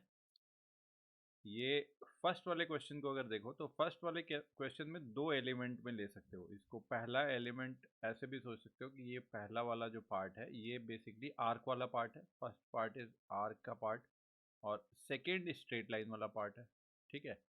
तो फर्स्ट आर्क के लिए देखो, आर्क सेंटर पे टोटल कितना एंगल सबटेंड कर रहा है, ये 3 क्वाड्रेंट के बराबर या 270 डिग्री, 270 डिग्री के बराबर का एंगल सबटेंड कर रहा है। इसके एंगल बाइसेक्टर पे अवे की डायरेक्शन में इधर की तरफ इलेक्ट्रिक फील्ड होगी, है ना, नेट इलेक्ट्रिक फील्ड। और वो हम लोग लगा सकते हैं formula, E net equal to कितना आया था हमारे पास, देखो पिछले वाले केस में हम लोगों ने जो एक नेट का रिजल्ट निकाला था ये वाला, 2k लैम्डा बाई डी, अच्छा यहाँ पे डी आ गया था जहाँ पे आर होना चाहिए था, ये चीज़ इसको आर कर देते हैं, ठीक है। 2k lambda by R into sine theta by 2, तो वो चीज़ हम लोग यहाँ पे लगा लेते हैं। 2k 2k lambda by R into sine theta by 2, sine 270 by 2 is sin 135 and sin 135 will be equal to sin 45 which is 1 by root 2. So 1 by root 2 into 2 will be equal to root 2 k lambda by r. तो इधर की तरफ root 2 k lambda by r आ रही है। और दूसरा वाला जो ये सेमी इनफाइनाइट लाइन चार्ज की वजह से है, ये एक स्टैंडर्ड रिजल्ट बोला था याद करने को, तो वरना चाहो निकाल भी सकते हो अल्फा बीटा निकाल के। इसके केस में हम लोगों ने देखा था कि एक इधर की तरफ इलेक्ट्रिक फील्ड जाएगी इधर की तरफ विच इज़ के लैम्डा बाई आर, और एक इधर की, चूंकि सारे पॉइंट चार्जेस यहाँ पे होंगे एलिमेंटल, तो इधर की तरफ में नेट जाना चाहिए। तो एक ऊपर की तरफ K lambda by perpendicular distance R, इसको मैं पिंक से बना देता हूँ ऐसा, एक ऊपर की तरफ के लैम्डा बाई आर और एक इस वाले डायरेक्शन में के लैम्डा बाई आर, ठीक है। अब इन दोनों का रिजल्टेंट भी देखो 90 डिग्री एंगल पे है, सेम मैग्नीट्यूड है, तो रिजल्टेंट इनका भी ऐसे आएगा ना इस वाली डायरेक्शन में, इस डायरेक्शन में, विच इज इक्वल टू कितना आएगा, रूट 2 के लैम्डा बाई आर, ठीक है। तो रूट 2 जैसे ही एलिमेंट लिया, अब इनको खत्म कर देते हैं कि इन दोनों के कॉम्पोनेंट करके रिजल्टेंट ले लिया। तो अब यहाँ पे देखो जितना रूट 2 के लैम्डा बाई आर इधर में है उतना ही इधर में है, दोनों बिल्कुल ऑपोजिट डायरेक्शन में है, तो नेट क्या हो गया, जीरो हो गया। तो एक तो ये तरीका हो गया नेट जीरो निकालने का कि एक्चुअली इवेलुएट करके हम लोग निकाल रहे हैं। दूसरा तरीका देखो वो ब्यूटीफुल है, ये तरीके को मैं हटाता हूँ यहाँ से, छोड़ो, ठीक है। दूसरा तरीका और बढ़िया है। मान लो कि ये इनफाइनाइट ऐसे नहीं होता, ये जो लाइन चार्ज स्ट्रेट वाला जा रहा है वो ऐसे इनफाइनाइट तक नहीं जाता, मान लो यहीं पे जाके ख़त्म हो रहा होता, ठीक है। तो तुम कहते कि यहाँ से मैं परपेंडिकुलर ड्रॉप करूँगा, ये वाला, ये परपेंडिकुलर वाली लाइन हो गई, और चूंकि रेफरेंस एंगल निकालने के लिए मुझे इस पॉइंट से एंड पॉइंट ज्वाइन करने होते हैं, ये एंड पॉइंट ज्वाइन करूँगा और ये एंगल कुछ बोल दूंगा अल्फा बीटा जो भी है प्रोपोर्शनली, ठीक है। और दूसरा एक चीज़ और भी तरीका देखा मैंने कि अगर मैं इस स्ट्रेट लाइन चार्ज को, यही जो ज्वाइनिंग लाइन है, इसी पे एक आर्क बना देता है, ऐसे आर रेडियस की ही एक ऐसी आर्क बना देता, तो मैं कहता कि यहाँ पे चाहे स्ट्रेट लाइन पे लैम्डा चार्ज डेंसिटी रखो यहाँ से लेके यहाँ तक, या उसकी जगह मैं बोलूँ कि ये लाइन वाला चार्ज हटा देता हूँ, मैं इस लाइन चार्ज को उठा के मैं इस आर्क पे रख दूंगा, तो भी इलेक्ट्रिक फील्ड तो सेम ही आएगी। अच्छा, इस पॉइंट को मैं और आगे लेके जाऊं, तो अब ये आर्क भी दिख रहा है कि और बड़ी बनानी पड़ेगी। इस पॉइंट को ऐसे कर कर के इन्फाइनाइट पे लेके जाऊंगा, तो ये जो जाने वाली सीधी लाइन है वो अब ऐसे सीधे हो जाएगी ना, ऐसे सीधे हो जाएगी। तो अब जो मेरा आर्क है, वो मेरा आर्क भी कुछ इस तरह से हो जाएगा कि इस लाइन तक पहुंचना चाहिए, तो इस लाइन तक पहुंचने वाला आर्क ऐसे करके करके यहाँ तक पहुंच जाएगा। तो अब देखो यहाँ तक पहुंच गया। ये इतना पार्ट भी बेसिकली ये जो इनफाइनाइट तक की सीधी लाइन थी, उसको हमने कन्वर्ट कर लिया इस सेमी सर्कुलर, इस 1/4 ऑफ सर्कल के फॉर्म में ऐसा। अच्छा, 3/4 ऑलरेडी थे सेम चार्ज डेंसिटी लैम्डा के, 1/4 और मिल गया यहाँ पे। मिला जुला के अब यहाँ पे ये कह सकते हो कि ये वाला पार्ट तो गायब हो गया। अब इस पूरे सर्कल की वजह से, चूंकि सब जगह सेम ही चार्ज है, चार्ज डेंसिटी सेम है, सेंटर पे फील्ड क्या आएगी, जीरो ही आएगी ना, बाई सिमेट्री कह सकते हो। अब इसमें कुछ और कैलकुलेट करने की जरूरत ही नहीं है, तो यहाँ पे आ गया सीधा E at point O will be equal to 0। आ गया ना, सिंपल। सेकेंड वाले क्वेश्चन में आते हैं। सेकेंड वाले क्वेश्चन में भी देखो हम सिमेट्री का कैसे यूज करेंगे। सेकेंड क्वेश्चन में देखो चार्ज डेंसिटी डिफरेंट डिफरेंट है। एक तरीका तो हो ही सकता था कि आप जितने क्वाड्रेंट दे रखे हैं सबके वजह से अलग अलग फील्ड निकालो एंगल बाइसेक्टर पे ई नेट, फिर उनके रिजल्टेंट लो और फिर उसके बाद रिजल्टेंट फाइनल आंसर पहुंचो। एक तरीका वो हो सकता है, बट मैं दूसरा तरीका बता रहा हूँ। उस तरीके से तो आप खुद करना और आंसर अपना मैच करके देखना कि आंसर सही आ रहा है कि नहीं आ रहा। एक तरीका मैं आपको ये बता रहा हूँ। मान लो कि एक सर्कल के चार ऐसे हिस्से किए, चार क्वाड्रेंट बनाए मैंने। यहाँ पे इस फर्स्ट वाले क्वाड्रेंट में मैंने प्लस लैम्डा का चार्ज डेंसिटी रखी, जिसकी वजह से सेंटर वाले पॉइंट पे इलेक्ट्रिक फील्ड इस डायरेक्शन में होगी एंगल बाइसेक्टर के लॉ, 45 डिग्री एंगल पे। लेट से ई है वो इधर की तरफ है। दूसरा केस लेते हैं। दूसरा केस लेते हैं कि अब मैं फर्स्ट नहीं सेकेंड क्वाड्रेंट में माइनस लैम्डा का चार्ज डेंसिटी यहाँ पे रख लेता हूँ, प्लस लैम्डा की जगह माइनस लैम्डा अगर यहाँ पे रख लेता हूँ, तो ये माइनस लैम्डा की वजह से भी इस वाले सेंटर वाले पॉइंट पे क्या सेम फील्ड होगी, इसी डायरेक्शन में होगी कि नहीं। डायरेक्शन बदल गई, यहाँ पे प्लस लैम्डा होती तो ऐसे आवे की तरफ कर देते, माइनस लैम्डा तो उसी की तरफ खींचेगा, +1 कूलम के चार्ज को खींचेगा ही ना। तो हम कह सकते हैं कि बिल्कुल ऑपोजिट वाले क्वाड्रेंट में अगर एक में प्लस है और एक में माइनस चार्ज डेंसिटी है, मैग्नीट्यूड सेम है, तो फील्ड उनकी वजह से सेम आती है। तो क्या मैं ये भी कह सकता हूँ कि इस वाले क्वाड्रेंट के नेगेटिव लैम्डा के चार्ज को अगर मैं इधर भेज दूं, तो इस माइनस लैम्डा का थर्ड क्वाड्रेंट में रहने की वजह से जो फील्ड आती, दूसरी साइड में जाके उसी को प्लस लैम्डा बना दूं, तो फर्स्ट क्वाड्रेंट में जाके प्लस लैम्डा की वजह से भी सेम ही फील्ड आएगी। मतलब ये चीज समझ में आ रही है कि मैं थर्ड क्वाड्रेंट के चार्ज को फर्स्ट क्वाड्रेंट में जाके पलट दूं, बस साइन एक क्या दे दूं, नेगेटिव दे दूं, तो उससे भी जो आंसर आएगा वो क्या आएगा, सेम ही आएगा सेंटर पे। बिल्कुल क्लियर है।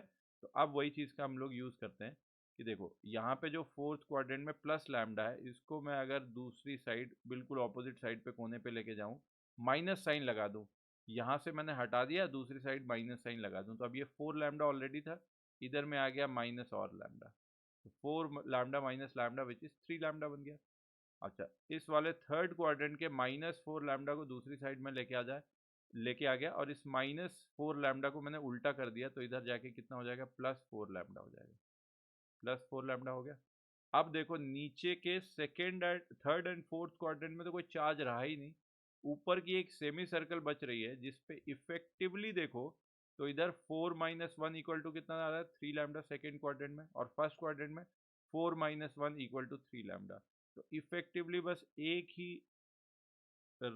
हाफ रिंग ऑफ चार्ज हो गई बेसिकली यहाँ तक, और सब जगह जो चार्ज डेंसिटी है, that charge density is plus 3 lambda, और ये अपने सेंटर पे टोटल एंगल कितना सबटेंड कर रही है 180 डिग्री। बाई सिमेट्री जो इलेक्ट्रिक फील्ड होगी ऐसे नीचे की तरफ होगी, ई नेट इधर की तरफ होगी, उसका मैग्नीट्यूड कितना होगा 2k lambda by R into sine theta by 2, ठीक है। और थीटा कितना 180, तो साइन 180 बाई 2 साइन 90, साइन 90 की वैल्यू कितनी होगी 1 होगी। और चूंकि वो नीचे की डायरेक्शन में, देखो ऊपर डायरेक्शन हमने क्या माना हुआ वाई डायरेक्शन, तो वेक्टर की फॉर्म में लिखोगे तो E net vector equal to, इसी में हम लोग मल्टीप्लाई हमें क्या कर देना चाहिए माइनस जे कैप कर देना चाहिए। अच्छा सॉरी, एक गलती और हो गई, जो लैम्डा वाला पार्ट मैंने लिखा है, लैम्डा की जगह यहाँ पे इफेक्टिव कितना आया था 3 लैम्डा आया था, तो 3 लैम्डा, तो दैट मीन्स 3 इंटू 2 कितना हमें कर लेना चाहिए 6 कर लेना चाहिए। तो यहाँ पे 6k lambda by R times minus J cap, this is the correct answer, ठीक है।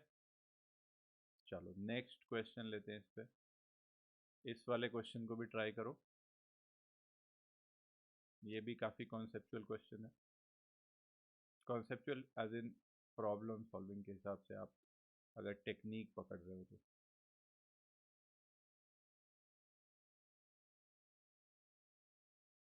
तो इस क्वेश्चन को देखें, इसका जो आंसर है एक्चुअली वो बी वाला आ रहा है, कैसे आएगा वो चीज़ सोचना बाकी है, ठीक है। तो अगर मैं इन सेंटर यहाँ पे बना ही दूँ, ठीक है, यहाँ पे इन सेंटर अगर ऐसे मैं बना देता हूँ, तो इन सेंटर से किसी भी साइड पे परपेंडिकुलर बनाऊंगा, ऑब्वियसली सेम लेंथ के होंगे बाय डेफिनेशन। और ऐसे एक इन सर्कल बना लो, इस तरह की एक इन सर्कल बना लो। अब इसमें कोई एक साइड पकड़ लो, ये 3 4 5 बेसिकली ऐसे ही कंफ्यूज करने के लिए गिवन है, ऐसा लग रहा है कि जैसे इसका कोई यूज होना है, कोई मतलब नहीं है। कोई भी ट्राइंगल ले लो, राइट एंगल हो नहीं हो, सबके इन सेंटर पे अगर चार्ज डेंसिटी सारी लाइंस पे, इन पे लेंथ पे सब जगह सेम है, तो सब जगह जो है सबके इन सेंटर पे फील्ड जीरो ही आएगी। कैसे देखो, यहाँ पे ये इतना पार्ट मैंने ऐसे बनाया, तो इस वाली लाइन की वजह से फील्ड के लिए ये एंगल लेता है अल्फा, ये एंगल लेता है बीटा, और फिर इस पूरी लाइन को मैं चाहता तो कन्वर्ट कर देता कि इस लाइन के इक्विवेलेंट वाली पोजीशन, ये इतनी आर्क है, ये इतनी आर्क है, इस आर्क की वजह से ले लो या इस लाइन की वजह से ले लो, दोनों की वजह से सेंटर पे सेम फील्ड आती। सिमिलरली मैं दूसरी कोई लाइन के लिए ऐसे देख लूँ, तो मैं कह दूंगा कि इस वाली 5 वाली लाइन के बराबर की जो फील्ड आ जाती, वो यहाँ पे ग्रीन से बना देता हूँ, वो इस वाली आर्क की वजह से आ जाती। सिमिलरली ये 4 वाली लेंथ की जो लाइन है, इसकी वजह से जो फील्ड आ जाती, वो इधर इस वाली आर्क के बराबर होगी, इस आर्क की वजह से भी सेम आती। इन तीनों को मिला के देखो एक कंप्लीट सर्कल हो गई, चार्ज डेंसिटी लैम्डा की या जो भी है यूनिफॉर्म या सेम की, उसकी वजह से सेंटर पे नेट फील्ड कितना आएगा 0। तो यहाँ पे आंसर करेक्ट आ गया, कौन सा बी ऑप्शन आ गया, इन सेंटर ऑफ द ट्राइंगल पे नेट फील्ड क्या आएगी 0, जो चार्ज डेंसिटी अगर वो क्या हो यूनिफॉर्म हो तब। क्लियर है बात, ठीक है। चलो अब नेक्स्ट जो है हम लोग पढ़ते हैं कि अगर एक यूनिफॉर्मली चार्ज रिंग है तो उसके एक्सिस पे कितना फील्ड होगा, ठीक है। लेट्स से एक यूनिफॉर्मली चार्ज सर्कुलर रिंग है, उस सर्कुलर रिंग के एक्सिस पे सेंटर से एक्स डिस्टेंस पे हमने यहाँ पे पी पॉइंट ले लिया, इस पी पॉइंट पे फील्ड बतानी है। तो तरीका तो वही होगा कि कहीं पे पूरे इस रिंग के किसी भी पॉइंट पे चले जाओ, यहाँ पे एक बहुत छोटा सा एलिमेंट ले लो, डी क्यू एलिमेंट, ठीक है। इस डी एलिमेंटल चार्ज वहाँ पे बेसिकली डी क्यू है, एक छोटा सा लेंथ लिया एलिमेंट, और उस छोटे से लेंथ पे मान लो कि डी क्यू चार्ज है, इस डी क्यू चार्ज से ये इतनी डिस्टेंस पे पी पॉइंट पे फील्ड जो है इसी डायरेक्शन में सीधी होगी, क्योंकि ये पॉइंट चार्ज है। वो कितनी हो जाएगी के डी क्यू बाई ये वाली डिस्टेंस का होल स्क्वायर, और ये डिस्टेंस क्या है हाइपोटेनस है, तो हाइपोटेनस का square can be written as height का स्क्वायर प्लस बेस का स्क्वायर। तो यहाँ से आ गया ये रिजल्ट डी की वैल्यू। अब बाई सिमेट्री एक चीज हम लोग कह सकते हैं कि जैसा एलिमेंट हमने यहाँ पे लिया बिल्कुल डायमेट्रिकली ऑपोजिट एक दूसरा एलिमेंट ले लो, डायमेट्रिकली ऑपोजिट बिल्कुल ऐसा दूसरा एलिमेंट ले लो यहाँ पे सेम लेंथ का, तो चूंकि चार्ज डेंसिटी सेम है, यूनिफॉर्म चार्ज का डिस्ट्रीब्यूशन है, तो इस पे चार्ज भी सेम होगा डी क्यू। अब इस डी क्यू की वजह से इधर की तरफ डी फील्ड हो जाएगी, जिसका ये एलिमेंट, जिसका एंगल भी थीटा आएगा, तो ये ऊपर और नीचे वाले कंपोनेंट तो एक दूसरे को क्या कर देंगे कैंसिल कर देंगे, तो नेट फील्ड जो जाएगी वो इसी डायरेक्शन में, अगर ये एक्स डायरेक्शन है तो net field is along x. तो नेट फील्ड हमें निकालना है, तो डी का हम एक्स कंपोनेंट निकालें और उसको इंटीग्रेट कर दें। तो वो चीज़ हम कर लेते हैं कि ई वाई तो हमें पता ही चल गया 0 है, ई एक्स होगा नेट इलेक्ट्रिक फील्ड, ई की वैल्यू ई एक्स के बराबर होगी और along x direction basically D E cos theta का इंटीग्रेशन है। और यहाँ पे देखो डी ई कॉस थीटा में देखो थीटा भी कांस्टेंट ही है, कहीं पे भी एलिमेंट ले लो इस तरह से देखो, सब जगह हाइट तुम्हें आर मिलेगी, बेस एक्स मिलेगा, तो थीटा इज सेम, बेसिकली इस तरह का कोन के शेप पे ऐसे चलते जा रहे हो ऐसे, ठीक है। तो यहाँ से इंटीग्रेशन ऑफ सिर्फ डी क्यू बच रहा है, और डी क्यू का इंटीग्रेशन कितना होगा, टोटल चार्ज, जितने भी छोटे छोटे एलिमेंट लिए सबके चार्ज को जोड़ोगे तो क्या आ जाएगा, टोटल चार्ज। और कॉस थीटा की वैल्यू यहाँ से इस वाले राइट एंगल ट्राइंगल से बेस बाय हाइपोटेनस आ जाएगा, वो वैल्यूज उठा के रखोगे तो नेट इलेक्ट्रिक फील्ड ई की वैल्यू जो आ जाएगी वो ये रिजल्ट आ जाएगा, K capital Q X by are square plus X square की पावर 3/2। क्लियर है, इसकी होल की पावर 3/2 है। ठीक है, अब इसी का एक रिजल्ट है जो कि आप चाहो तो मैथ से खुद ही डिराइव करो, जो कि आप बिल्कुल थ्योरी की तरह ही पढ़ना है, समझना है केस, कि उसको एक क्वेश्चन की तरह ही हम लोग कर लेते हैं कि determine the maximum electric field at the axis of uniformly charge ring of radius R and total charge Q. Basically यहाँ पे जो रिजल्ट आ रहा देखो, उसमें x के साथ साथ अलग अलग x के लिए फील्ड बदलेगी ना, चेंज होती जाएगी, तो पूछ रहा है कि मैक्सिमम कहाँ पे होगी, x की किस वैल्यू के लिए होगी और कितनी होगी मैक्सिमम, ये निकालना है आपको। तो यहाँ पे आप चाहो तो इस पार्ट को खुद से सॉल्व करके निकालने की कोशिश करो।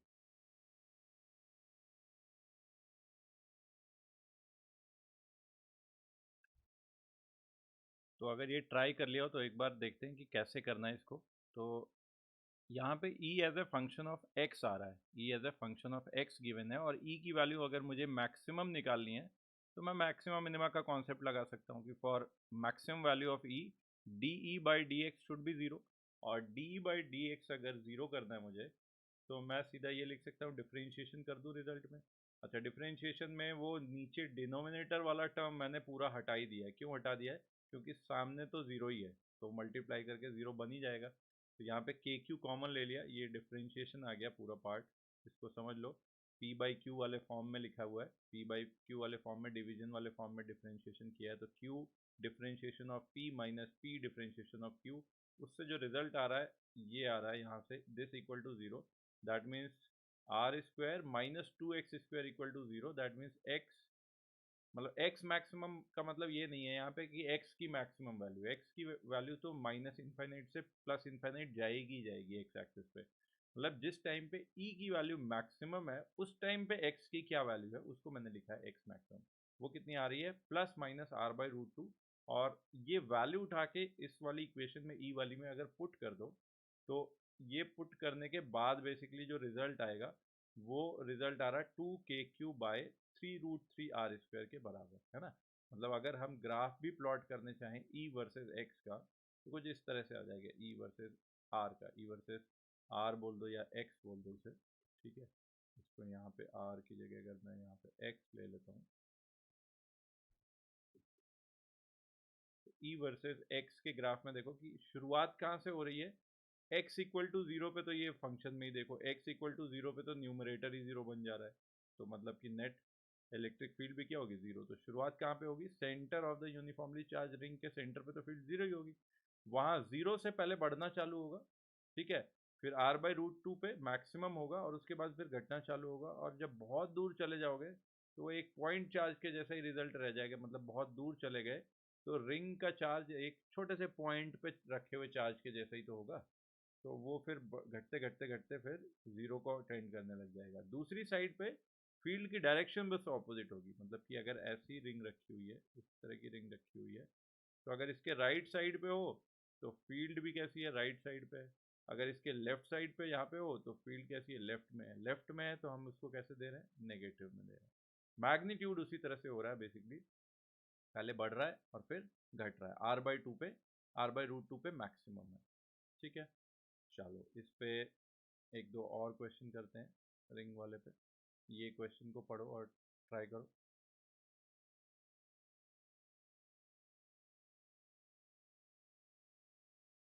ठीक है, अगर क्वेश्चन ट्राई कर लिया तो अब यहाँ पे इसका सॉल्यूशन देखते हैं। सॉल्यूशन क्या है, देखो रिंग पे टोटल चार्ज कैपिटल क्यू है, x डिस्टेंस पे यहाँ पे एक पॉइंट है जिस पे चार्ज जो रखा हुआ है नेगेटिव माइनस क्यू का रखा हुआ है, तो इस पे फोर्स जो लगेगा वो फोर्स वेक्टर क्या हो जाएगा, F vector can be written as, या एफ की वैल्यू क्या हो जाएगी, प्लस चार्ज जो भी है वो which is minus Q into electric field E. ठीक है, तो एक्स डिस्टेंस पे इलेक्ट्रिक फील्ड का फॉर्मूला लगा दो यहाँ पे, तो K capital Q into X by are square plus X square की power 3/2 multiplied by charge which is minus Q. इतना फोर्स लग रहा है, और फोर्स को हम क्या लिख सकते हैं, mass into acceleration, M into A. ठीक है, अच्छा इस क्वेश्चन में ये अप्रॉक्सीमेशन दे रखी है कि R is much much greater than X. तो अगर आर एक्स से बहुत बड़ा है तो नीचे वाले टर्म में देखो कंपैरिजन में लिखा हुआ है, मतलब आर अगर बहुत बड़ा है एक्स से तो आर स्क्वायर तो और भी ज़्यादा बड़ा होगा ना एक्स स्क्वायर से। तो अब एक्स स्क्वायर इतना छोटा हो गया कि आर स्क्वायर के साथ में उसको जोड़ के भी कोई फर्क तो पड़ना नहीं है आर स्क्वायर को। तो यहाँ पे नीचे वाले में सीधा एक्स स्क्वायर को हम लोग क्या मान लेते हैं, नेग्लिजिबल मान लेते हैं, इसको काट ही देंगे तो भी कोई फर्क नहीं पड़ेगा। तो अब ये वाला टर्म में देखो एम ए में ए इक्वल टू क्या हो जाएगा, माइनस कैपिटल के को दूसरी तरह से ऐसे भी लिख सकते हैं ना, 1/4πε0, क्योंकि यहाँ आंसर में 4πε0 की टर्म दे रखी है। तो कैपिटल के की जगह 1/4πε0, एम उधर से इधर आ गया तो M into capital Q small Q, है ना, और नीचे में देखो आर स्क्वायर की पावर 3/2, तो कैपिटल आर का क्यूब हो गया, ये इतना टर्म आ गया, मल्टीप्लाइड बाई एक्स है। तो ये चीज़ हमने पहले ही पढ़ा है कि अगर यहाँ पे ये सारा टर्म अंदर में कांस्टेंट आ रहा है तो A equal to some constant into X अगर है, तो इसका मतलब पार्टिकल का मोशन कैसा होगा, एक्सेलरेशन होगा, और जो ये कांस्टेंट होता है वो किससे कंपेरेबल होता है, ओमेगा स्क्वायर के। तो ओमेगा स्क्वायर की वैल्यू इतनी आ गई, एंगुलर फ्रीक्वेंसी ही पूछी थी, तो ओमेगा की वैल्यू इसी पार्ट का क्या हो जाएगी, अंडर रूट। तो under root of capital Q small Q by 4πε0 into small M into capital R cube. तो ए आंसर दिख रहा है यहाँ पे करेक्ट होगा। ठीक है, एक क्वेश्चन मैं और दे रहा हूँ और इसका सोल्यूशन मैं यहाँ पे नहीं कर रहा, आप लोग इसका सोल्यूशन खुद से ढूंढो, टाइम लगा के करो। ये क्वेश्चन देखो, और एक इक्विलेटरल ट्राइंगल है, उसकी वर्टाइसेस पे आइडेंटिकल चार्जेस रखे हुए हैं, और इसी प्लेन में आप ढूंढो कि इस प्लेन में कितनी जगह पे विद इन द ट्राइंगल मतलब अंदर वाले में कितने पॉइंट्स पे नेट इलेक्ट्रिक फील्ड जीरो होगी। ठीक है, चलो ये आपको खुद से करना है, इस क्वेश्चन को खुद से ट्राई करो, आंसर आ जाए तो बिल्कुल कमेंट में लिख के भेजो, आंसर और सोल्यूशन जो भी है, आंसर ही भेजो। ठीक है, चलो नेक्स्ट हम लोग एक यूनिफॉर्म डिस्क पे की वजह से इलेक्ट्रिक फील्ड निकालते हैं एक्सिस पे। ठीक है, अभी तक हम लोग चल रहे थे लाइन चार्ज वाले गेम पे, अब हम लोग एरिया पे आने लग गए, सरफेस चार्ज की बात करने लग गए। तो मान लो एक इस तरह का एक डिस्क है, और इस डिस्क के प्लेन के परपेंडिकुलर मतलब सेंटर से प्लेन के परपेंडिकुलर लाइन जा रही है, जिसको एक्सियल लाइन बोल दिया। तो इस एक्सिस पे एक्स डिस्टेंस पे सेंटर से पी पॉइंट पे हमें फील्ड बतानी है। चार्ज डेंसिटी लेट से हमें गिवन है कि सिग्मा है, हर जगह यूनिफॉर्म चार्ज डेंसिटी है, रेडियस मान लिया कैपिटल आर है।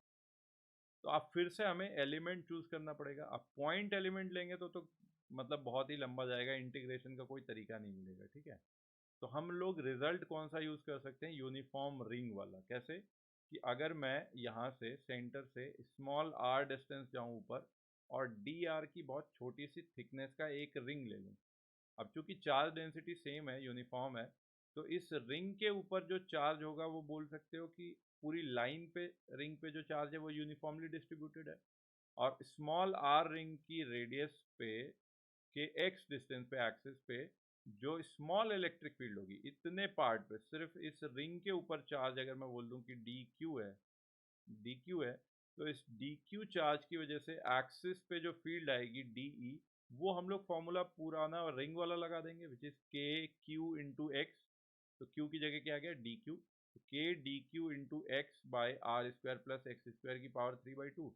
अच्छा डी क्यू कैसे निकालोगे, तो देखो कि इस जो ऐसा मान लो कि ये टेप सा लगा रखा है हमने, एक टेप सा लगा रखा है जिसकी विड्थ कितनी डी आर है, तो इस टेप पे टोटल चार्ज कितना होगा। तो ऐसे इस टेप को मान लो कहीं से काट के इसको सीधा सीधा खोल लो, इस टेप को काट के सीधा सीधा खोल लो, तो ये एक रेक्टेंगल बन जाएगा। इस रेक्टेंगल की लेंथ कितनी होगी, जितनी सरकमफेरेंस थी इसकी, which is 2 pi small R, और विड्थ कितनी है इस टेप की, वो डी आर ले रखी है।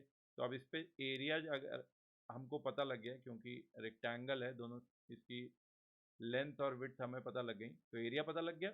और एरिया पता लग गया तो हम चार्ज डी क्यू को क्या लिख सकते हैं, sigma times area D A, है ना। अब डी ए की वैल्यू को यहाँ पे लिख दिया मैंने, ये length 2 pi R into width D R, तो यहाँ से डी क्यू की वैल्यू आ गई। अब नेक्स्ट स्टेप में हम लोग कर लेते हैं इंटीग्रेशन, ठीक है। तो D will be equal to ये टोटल इलेक्ट्रिक फील्ड जो होगी यहाँ पे इस वाले पॉइंट पे, वो डी का इंटीग्रेशन, ऐसी जितनी भी रिंग्स बनेंगी एक के ऊपर एक, डिफरेंट डिफरेंट या इंक्रीजिंग रेडियस की जो रिंग बनती जा रही है, सबकी वजह से फील्ड ऐड कर रहे हैं।